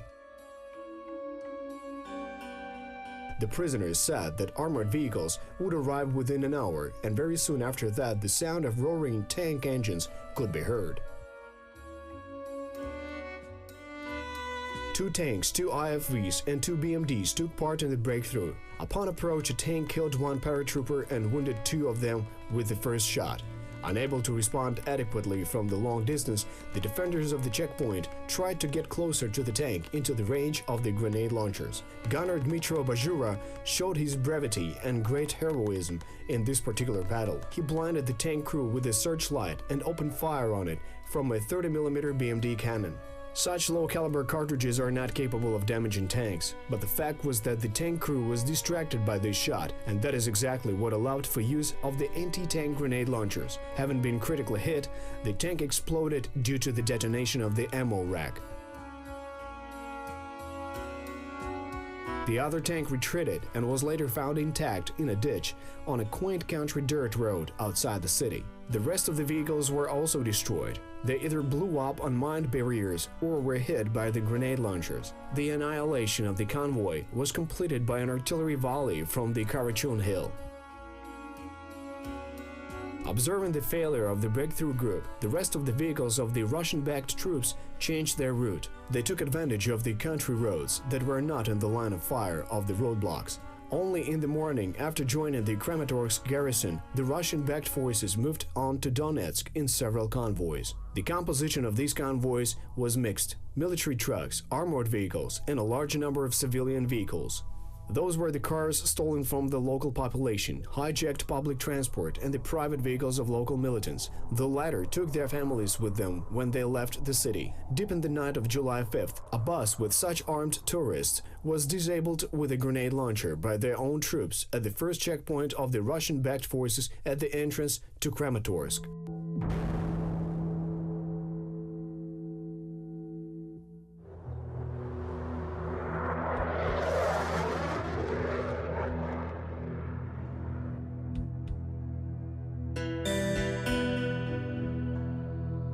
The command of the Russian-backed forces was afraid of being attacked from the air. The main staff convoy was covered by the anti-aircraft missile system Strela-10, obtained from Russia. There were also several trucks with Zu-23 anti-aircraft guns and trucks with NSV machine guns. It should be noted that none of the Ukrainian air defense systems were lost or captured. Therefore, the anti-craft defense of the convoys was provided solely by Russian military hardware. The Ukrainian command tried to inflict airstrikes on the departing convoys. All available attack aircraft were raised in the air, 5 Su-25 fighter jets. Again, in order to avoid casualties among civilians, the pilots were forbidden to attack targets without identifying them as military.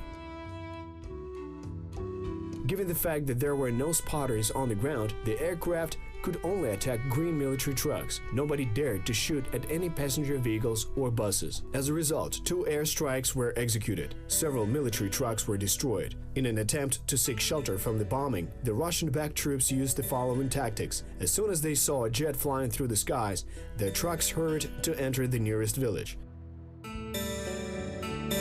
They remained under the cover of residential buildings until the attack aircraft ran out of fuel. Given the fact that the aircraft operated from the airfield in the Dnipropetrovsk Oblast, the pilots could not patrol targets for very long. By 8 p.m. on July 5th, a long convoy of military and civilian vehicles with terrorists arrived in Donetsk. The result of the withdrawal of Gherkin's troops was the fall of a whole segment of the defense of the Russian-backed forces. They immediately pulled out of Druzhkivka, Konstantinivka, and Bakhmut. These cities came under the control of government forces on July 6th. The road to Severodonetsk, Lysychansk, and Debaltsevo was also opened. Those cities were also liberated very soon after.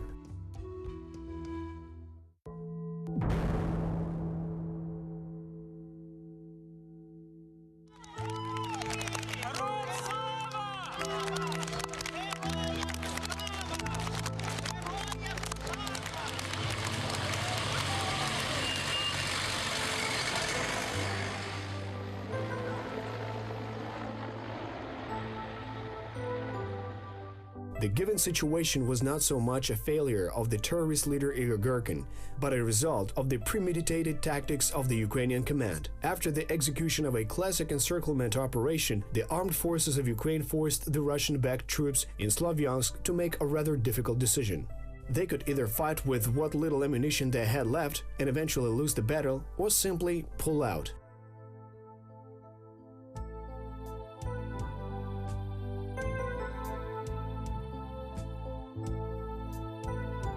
In the afternoon on July 5, 2014, the army and the National Guard entered the cities of Slavyansk and Kramatorsk. Closed stores, unpaid salaries and pensions, stoppage of public transport – those were the results of more than 3 months of occupation of the city by the pro-Russian militants. In the parks, there were common graves of the pro-Ukrainian residents who were shot down, and the corpses of dead pro-Russian troops were floating in the lakes of Slavyansk resort. Looting, rape and murder, needless to say, this time under the flag of the DPR, dealt a serious blow to the residents of the city. On the same day, Ukrainian troops arranged distribution of humanitarian aid to local residents, water, sausages and loaves of bread. Also, the repairs of damaged communication systems and demining were promptly initiated. July 5th, 2014 is officially considered the day of liberation of the Slavyansk-Kramatorsk agglomeration and is now a national holiday. Even though the cities were not taken in the usual sense of the word, it means nothing in this case. A hybrid war requires non-standard solutions, and the ultimate result is what matters. Ukrainian flags are now fluttering above the city council buildings. One way or another, this can be considered the first victory. But no one could foresee the whole scale of the tragedy that the Russian world brought to Ukraine.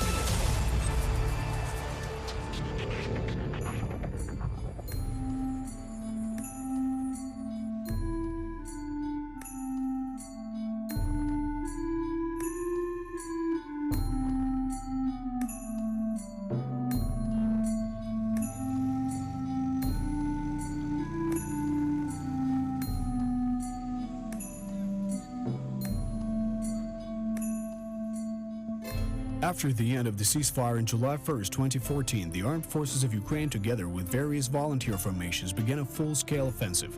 On July 4th to 5th, the occupants left Slavyansk, Kramatorsk, and the neighboring settlements with the threat of being surrounded and laid siege to.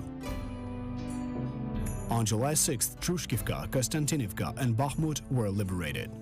The fact of the smooth liberation of the Slavyansk-Kramatorsk agglomeration with almost no destruction boosted the morale of the army and gave its commanders more confidence. Civilians got hope that all this nonsense in the east of the country would end soon. Every day, the names of settlements that were newly liberated by the Ukrainian army were posted on the internet and announced in the mass media.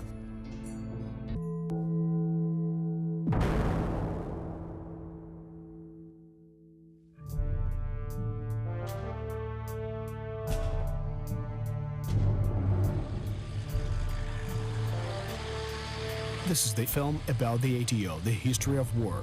We're trying to understand the course of the anti-terrorist operation in the east of Ukraine, its causes and results. What does the Russian Federation have to do with all this? And how does the confrontation between Ukraine and Russia pose a threat to Europe? It was like a breath of fresh air after a long dive. And the average person in the street did not want to think about the fact that it was just a warm-up, or that the real war was still ahead, and in fact was just flaring up. Headquarters of the ATO left the dusty area near Izum. Having moved to the airfield of Kramatorsk, the generals unfolded new maps and drew new arrows.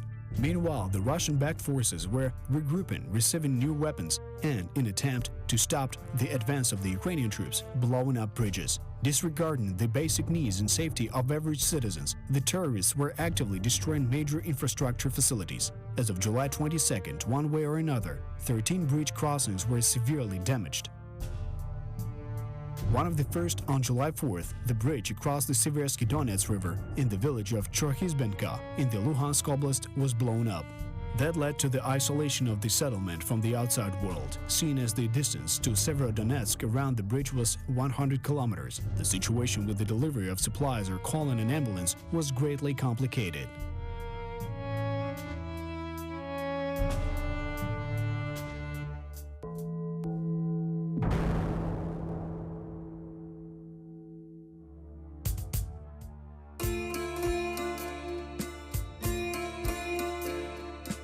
On July 6th, in the territory of the Kherson Oblast, Volodymyr Kovalchuk, an ally of the terrorist leader Gherkin, was detained during an attempt to escape to Crimea. It should be noted that the special services of Russia launched an active recruitment campaign on the territory of the peninsula.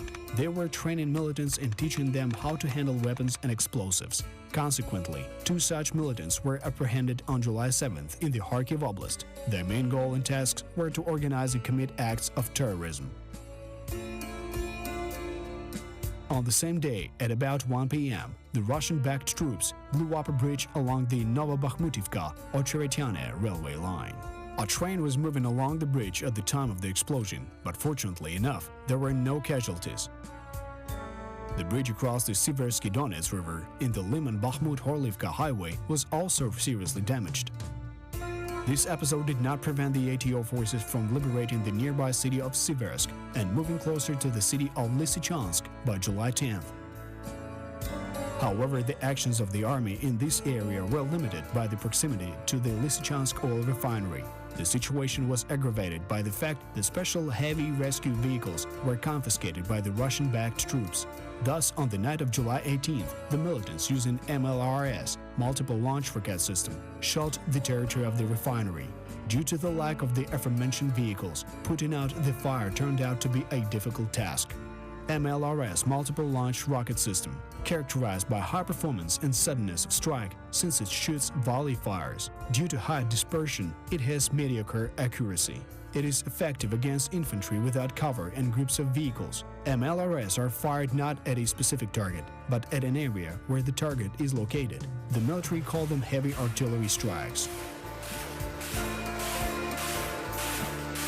Back on July 9th, in the area of the village on the border Dmitrivka, the Ukrainian army destroyed 2 BM-21 installations, better known as Hrad missiles. It is important to understand one nuance. This vehicle fires volleys of 20 to 40 missiles, and each one costs, depending on the modification, from $400 to $1,000. The question arises, who's paying for the banquet? There was not a single ammo depot in the territory controlled by the Russian-backed troops, and the version broadcast by Russian television about allegedly recovered equipment and ammunition is bursting at the seams in this context. In theory, the Russian-backed forces could capture 1 or 2 faulty vehicles, but BM-21s go through large amounts of missiles, literally train cars loaded with them. So they must have been supplied from the outside. Just looking at the map suffices to figure this out. There's only one country that manufactures such missiles and has a lot of them in its warehouses borders with the DPR and LPR, namely Russia.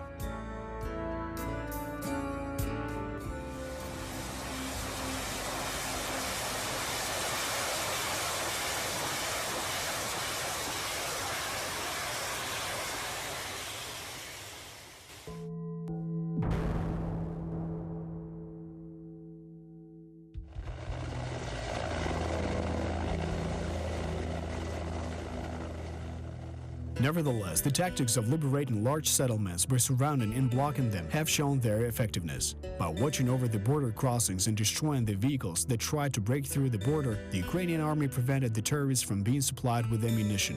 The armed forces and volunteer units were slowly advancing along the so-called Army of the New Russia, pushing them out of cities and villages. The situation of the pro-Russian militants worsened with each passing day. So in order to restore the delivery of militants and ammunition, the Russian leadership resorted to the following maneuver. Artillery units of the Russian army deployed along the border with Ukraine. Under the guise of artillery exercises, they began to fire at the positions of the Ukrainian army. The Ukrainians visually observed the volleys, but they could not suppress the Russian artillery, since firing at the territory of the Russian Federation would have been an excellent precept for an invasion of Ukraine.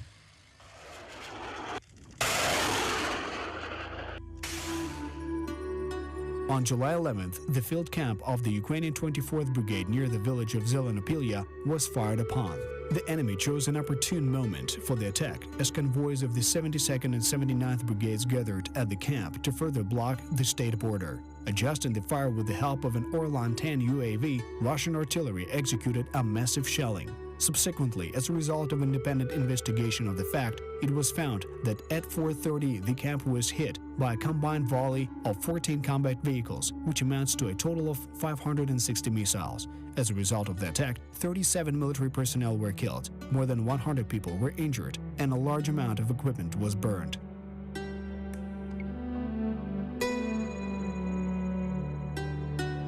The attack near Zelenopilya was the first incident of the massive firing of Russian artillery. Afterwards, such attacks became more systematic and continued daily until the middle of August 2014.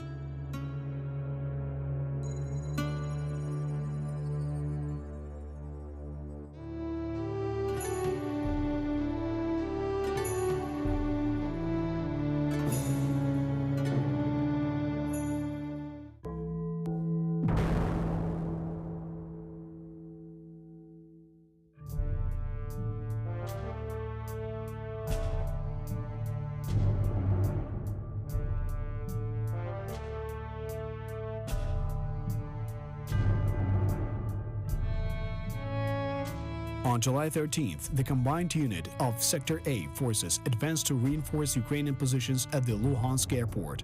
After the destruction of the bridge in the village of Krasny Luch, Mamusheve since 2016, on July 7th, the bridge in this area across the Luhan River had become a strategically important object.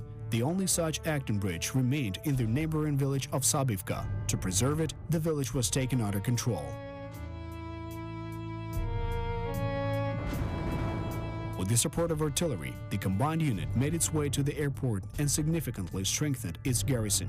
However, those measures did not solve the problem, as in conditions of a hot summer, water basically became the most important resource, which was being consumed very quickly in 40-degree heat. To solve the problem, the command decided to create a land corridor to the airfield.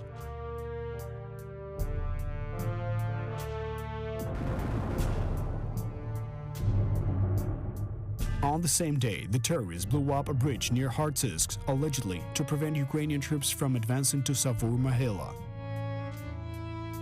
The next day, as part of the organization of the land corridor to the Luhansk airport and the surroundings of the city of Luhansk, the armed forces liberated the settlements of Metalist, Alexandrivsk, Byle, and Roskishne.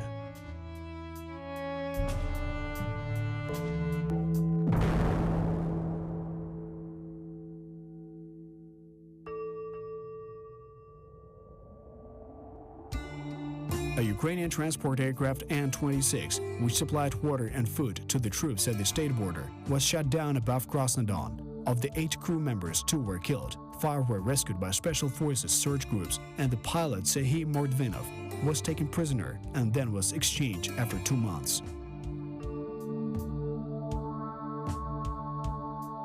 Seeking to influence the morale of the Ukrainian military as well as to aggravate panic among society, the terrorists recorded the interrogation of the pilot and posted it on the internet. A prisoner would say anything to save their life.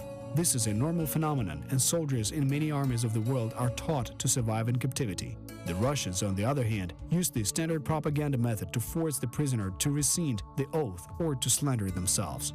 The fact that the soldier was threatened with weapons at the time is not usually a fragment in such video recordings.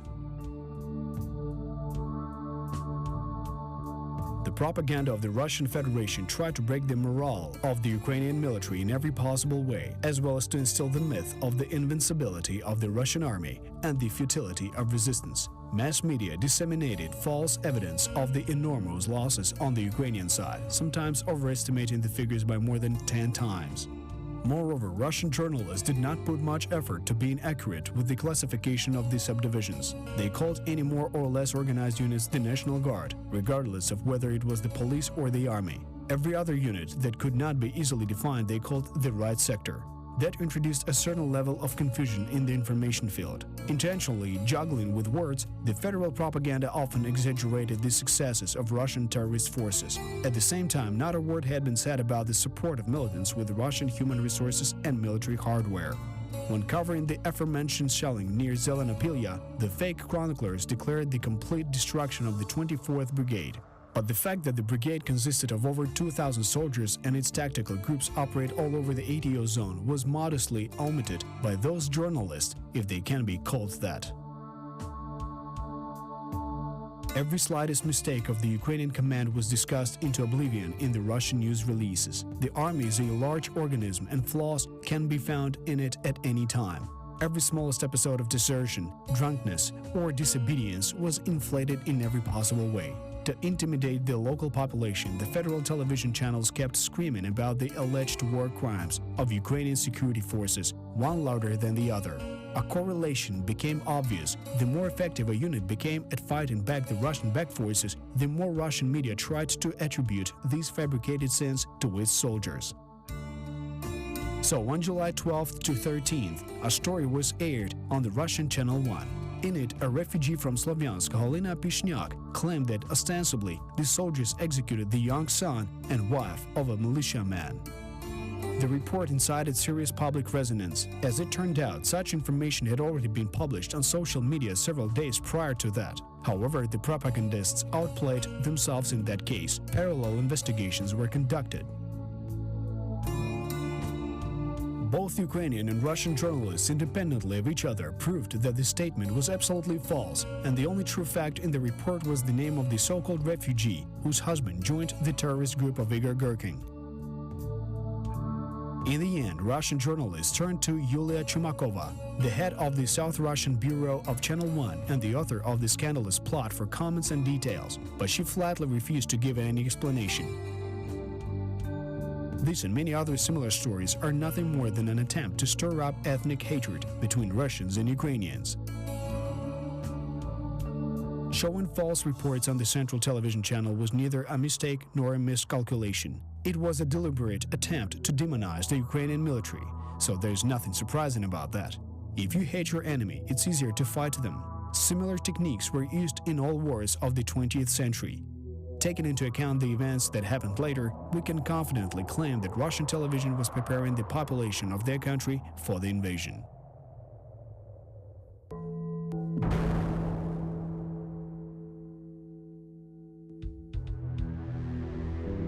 On July 16th, video clips appeared on the internet which clearly shown Hrad MRLS firing volleys towards Ukraine. Also in the area of the settlements Marinivka, Stepanivka and Ambrosivka, the forces of the so-called Donbass People's Militia began their attack. Their assault was supported by the Russian military personnel and artillery that was shooting across the border. On July 17, 2014, at 12:30 Kyiv time, a Malaysian Airlines Boeing 777 was getting ready to take off from the Schiphol airport on the route Amsterdam-Kuala Lumpur. The fate of this aircraft is widely known.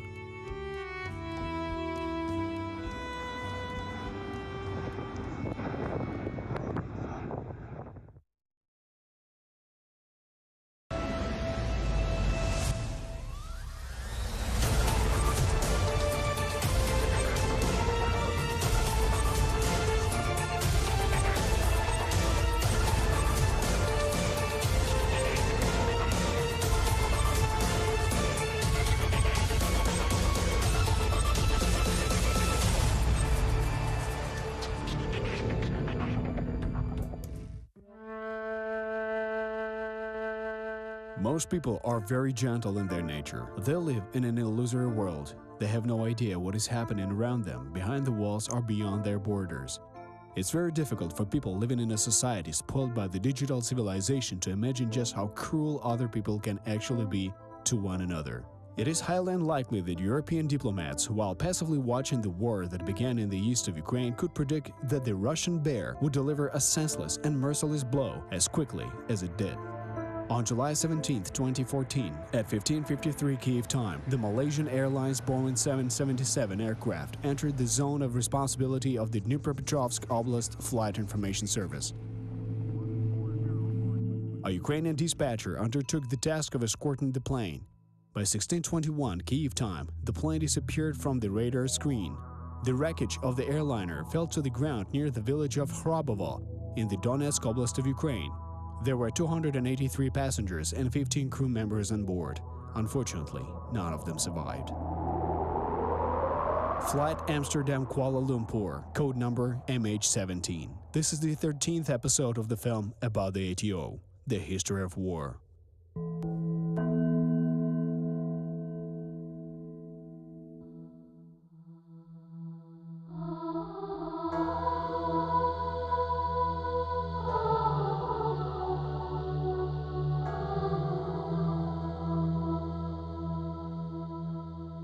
We're trying to understand the course of the anti-terrorist operation in the east of Ukraine, its causes and effects. What does the Russian Federation have to do with all this? And how does the confrontation between Ukraine and Russia pose a potential threat to Europe? There's a term among historians, Black Swan. It is an accident, the rarest coincidence that affects the course of world history in a critical manner. The tragedy of the Malaysian Airlines Boeing reminded the world that anyone can become a victim of war or international terrorism regardless of their citizenship and worldview. So what happened to the Boeing? Was it malice, a technical error, or a special service operation? Stay with us. This program will be interesting.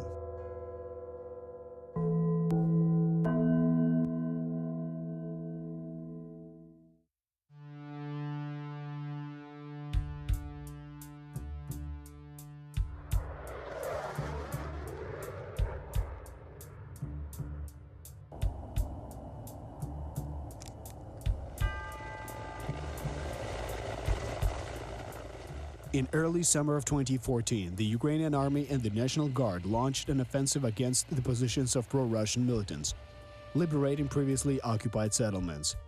Using all available military forces and manpower, the Ukrainian command actively applied its air force. Aircraft and helicopters were especially activated for the rapid transfer of troops and supplies as well as for airstrikes. The militants tried in every way possible to resolve the air defense issue. Portable anti-aircraft missiles appeared in the arsenal of weaponry of the pro-Russian terrorists in the Donbass back in June, including the latest Russian development Verba. On June 6th, an aircraft photo surveyor An-30 was shot down above Slavyansk. By July, the flight of the Slavyansk garrison was covered by the Strela 10 mobile systems received from Russia. On July 16th, the Ukrainian fighter jet Su-25M1 was shot down in the Ambrosivka region. It is noteworthy that this aircraft was destroyed not from the ground, but with an air-to-air missile launched from a Russian fighter jet. The air defense of the Russian Federation sought to provide the militants with air cover in every way possible. In early summer, all the airspace above the Donetsk and Luhansk oblasts was closed for civilian aircraft. The State Aviation Service of Ukraine made an exception only for the transit aircraft that flew above the territory of Ukraine at altitudes of over 9,800 meters. That is, at an altitude which even the latest portable air defense missile systems and mobile installations that could have been at the disposal of the militants would not be capable of reaching. The altitude was considered safe in compliance with all international standards.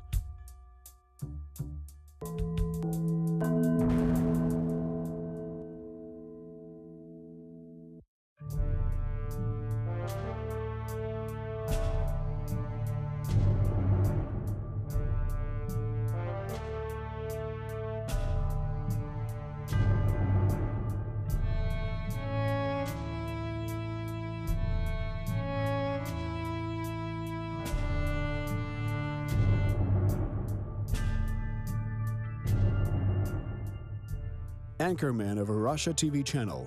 The militiamen reported that they managed to shoot down another transport aircraft of the Ukrainian Air Force. This happened above the city of Torres in the self-proclaimed Donetsk People's Republic. On July 17th, the Russian-backed forces announced on social media that they shot down an An-26 transport aircraft of the Ukrainian Air Force near the city of Torres. In fact, a passenger liner was hit. The wreckage of the aircraft and the remains of its passengers were still falling to the ground from an altitude of 10 kilometers, and the Russian media had already announced that to the whole world, glorifying the new victory of the so-called Donetsk militia. There were certain reasons for the confidence of Russian-supported troops and Russian television channels in the destruction of the Ukrainian An-26 transport aircraft. The terrorists had informers in Dnipropetrovsk.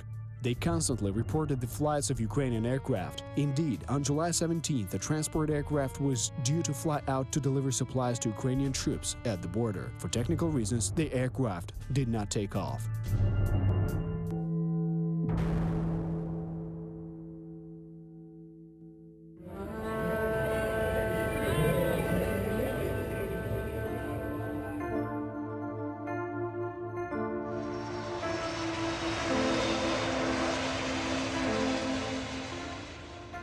The video from the scene of the event appeared on the internet very quickly, and the news of the downed plane was widely spread on the leading Russian TV channels. However, by the evening of the same day, after the situation was cleared up, all that information was removed from the TV broadcast. As if the previous statements were never made, Russian propaganda began to refute the involvement of pro-Russian militants in the incident. Journalists at first, and then the terrorist leaders, began to insist that the so-called militia lacked weapons powerful enough to bring down the aircraft at such an altitude. Indeed, from a purely technical standpoint, this was not lie. In fact, that very Buk anti-aircraft missile system used to shoot down the Malaysian airliner was transported away to the territory of Russia within a few hours after the terrorist attack was executed. An international investigation of the case was launched literally on the following day. On July 18th, 30 representatives of the OSCE arrived to Donetsk to gather information, search for the airplane's black box, and conduct an examination of the crash site. However, the armed representatives of the DPR kept on interfering with the international experts for several days, not giving them full access to the wreckage. The crash site of a plane is like a crime scene. Locations of bodies, personal belongings of passengers, flight recorders, and literally all the wreckage of the aircraft, everything is hard evidence. By not allowing the OSCE representatives to the wreckage, the militants quickly found the black boxes of the aircraft with the intent to transfer them to Russia, allegedly for examination. However, the very next day, Russian Foreign Minister Sergei Lavrov announced that the equipment would promptly be transferred to the owner of the aircraft. It should be understood that flight recorders record the flight parameters and conversations in the cockpit, but the plane was in perfect working order. The civilian airliner had no missile attack warning devices on board. The Russian side transferred the two devices to the airline representatives without fear. As it was later found out by an independent international investigation, the attack was unexpected and the crew simply could not take any measures to evade the missile. Realizing that they committed a war crime, the terrorists urgently evacuated the murder weapon. But it's very difficult to hide anything in the modern digital world. The densely populated east of Ukraine hampers not just normal warfare, but also the secret transportation of weapons. Photos of the missile launched at the Malaysian aircraft appeared on the internet almost immediately. The same strange-looking combat vehicle that was being transported in a trailer kept appearing on mobile phone and DVR recordings. It was the aforementioned complex. A few years later, an international investigation restored the events of this day accurately and to the last minute, reliably establishing both the launch site of the missile and the belonging of the complex to the 53rd Anti-Aircraft Missile Brigade of the Armed Forces of the Russian Federation.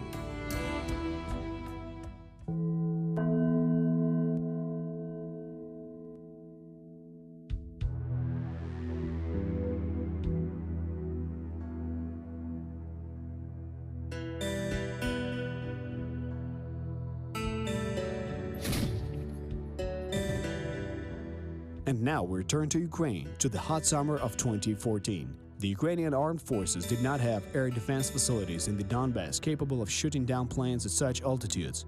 The only unit that possessed the Ukrainian Buk missile system was the 156th Donetsk Air Defense Missile Regiment. All the complexes of this unit were redeployed to the administrative border with Crimea in March, and the remaining garrison on the territory of the unit successfully resisted attempts of siege. Trying to hide the participation of Russia and hang the responsibility for the tragedy on the armed forces of Ukraine, the Russian media started coming up with various alternative versions of events.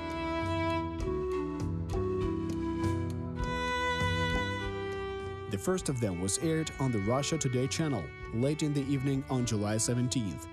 A tweet by supposedly a Spanish dispatcher was posted, who claimed that a few minutes before the crash landing of the Boeing, Ukrainian military aircraft were spotted near it, which were allegedly using the civilian aircraft as a cover. In turn, the agency Interfax Russia came up with its own version. In their opinion, the Russian Air Force One, the plane of Russian President Putin, who was returning from a Latin American tour, was the target. The outlines of the aircraft are generally similar. The linear dimensions are also very similar, and as for the coloring, it is most identical at a fairly long distance. However, these hastily concocted stories were more focused on common viewers in Russia and were far from reality. The Buk anti-aircraft missile system could not physically observe the coloring of its target, since it fired from a distance of over 20 kilometers. The situation in the airspace is carefully documented at the international level as well, so it is not difficult to check what aircraft were flying over a certain region at that time. In the meantime, the search for dead bodies continued and there was looting at the crash site.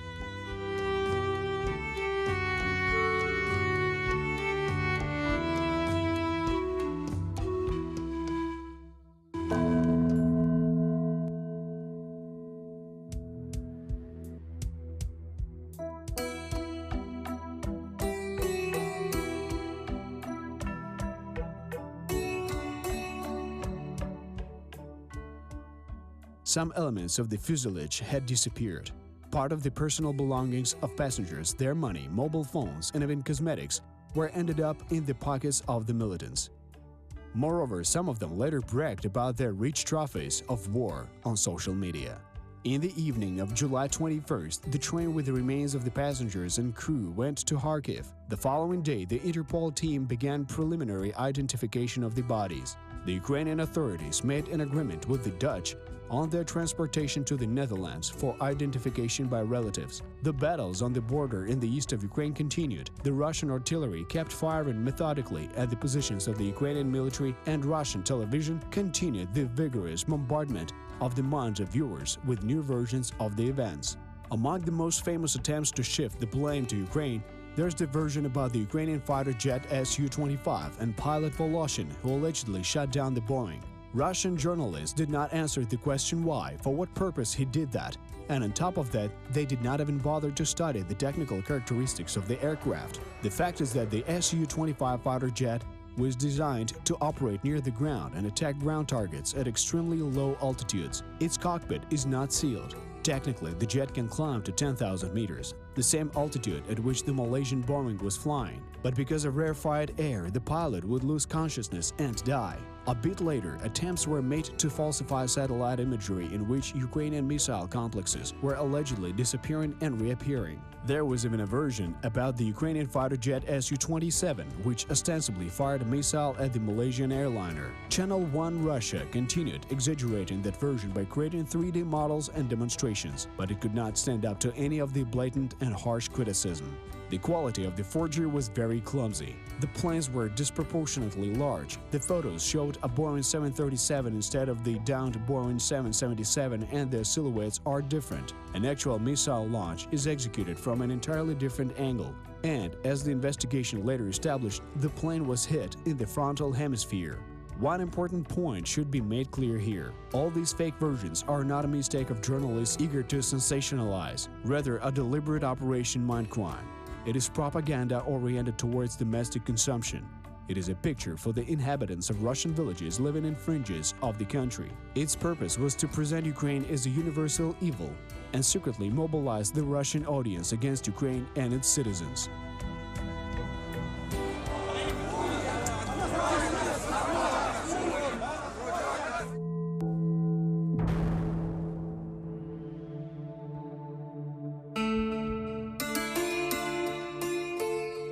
The fact that the Malaysian Boeing was shot down using the Buk anti-aircraft missile complex was finally confirmed in 2015. The wreckage of the plane was collected and transported to the Netherlands. Investigating the plane crash by standard protocols, experts collected what was left of the aircraft on a special stand. That allowed them to establish the nature of the damage and recreate the approximate course of events. Anti-aircraft missiles are designed in such a way as to cause critical damage to the aircraft without a direct hit. The missile approaches the target and explodes at a calculated distance from it, thus hitting the aircraft with numerous fragments. In layman's terms, the explosion of such a missile sends calibrated fragments manufactured at a factory that fly out in a cloud of a certain shape. Based on the fragment scatter diagram, the missile is pre-programmed with the trajectory towards an aircraft and the distance to the target at which it explodes, thus causing maximum damage. In this case, the explosion happened near the bow. The rocket approached from the front bottom right and literally cut the cockpit in half with the fragments. Further destruction of the structure of the plane occurred from explosive decompression. In short, the plane burst like a balloon. The crew and passengers were either already dead or unconscious long before the plane fell to the ground. The international investigation established the nationality of the complex. Forensic experts extracted fragments of the missile warhead from the bodies of pilots and passengers. Ironically, back in 1997, 3 battalions of Buk missile systems were transferred to Finland as a payment for the state debt of the USSR. Those were armed with 9 M38 missiles, the same as in Ukraine. The payload of the old model of the Buk missile consisted of small steel cubes. At the same time, the experts extracted not only the cubes but also butterfly-like heavy damaging elements from the bodies of the passengers and flight crew. And that's the payload of the 9N314M missile, ammunition that is in service only in the Russian army.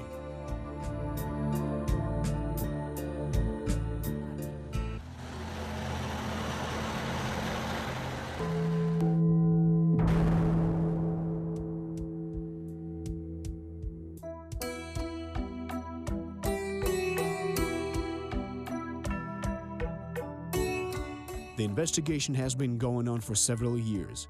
How the missile system was brought to Ukraine has been determined. The chronology of those days has been restored, and the location of the missile launch and the names of people involved in the tragedy have also been found. Even Russian propaganda, unable to withstand obvious facts, smoothly shifted the focus of its information war on the domestic public. But the question remains, what for? For what purpose were such serious and deadly weapons transferred to the militants? After all, it would have been wiser to fight Ukrainian aviation with portable air defense systems and short-range systems, which Russia has plenty of.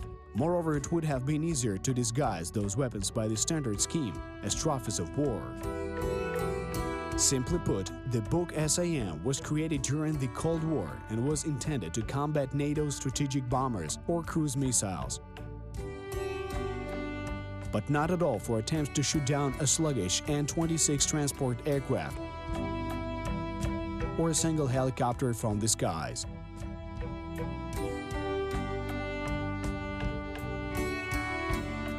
Unfortunately, everything is very simple. The terrorists confused their targets. At the same time, with the Malaysian Boeing, the route of Aeroflot flight Moscow-Larnaca flew through the skies over the east of Ukraine. At 16:09, the routes of the two planes intersected. The Malaysian Boeing was at an altitude of 10,100 meters and the Russian plane was 500 meters higher. Had the Russian plane been shot down, then according to international law, Russian experts would have investigated the plane crash. They would have carried out the investigation as the Russian authorities wanted, and similarly to their Western colleagues, would have been engaged in it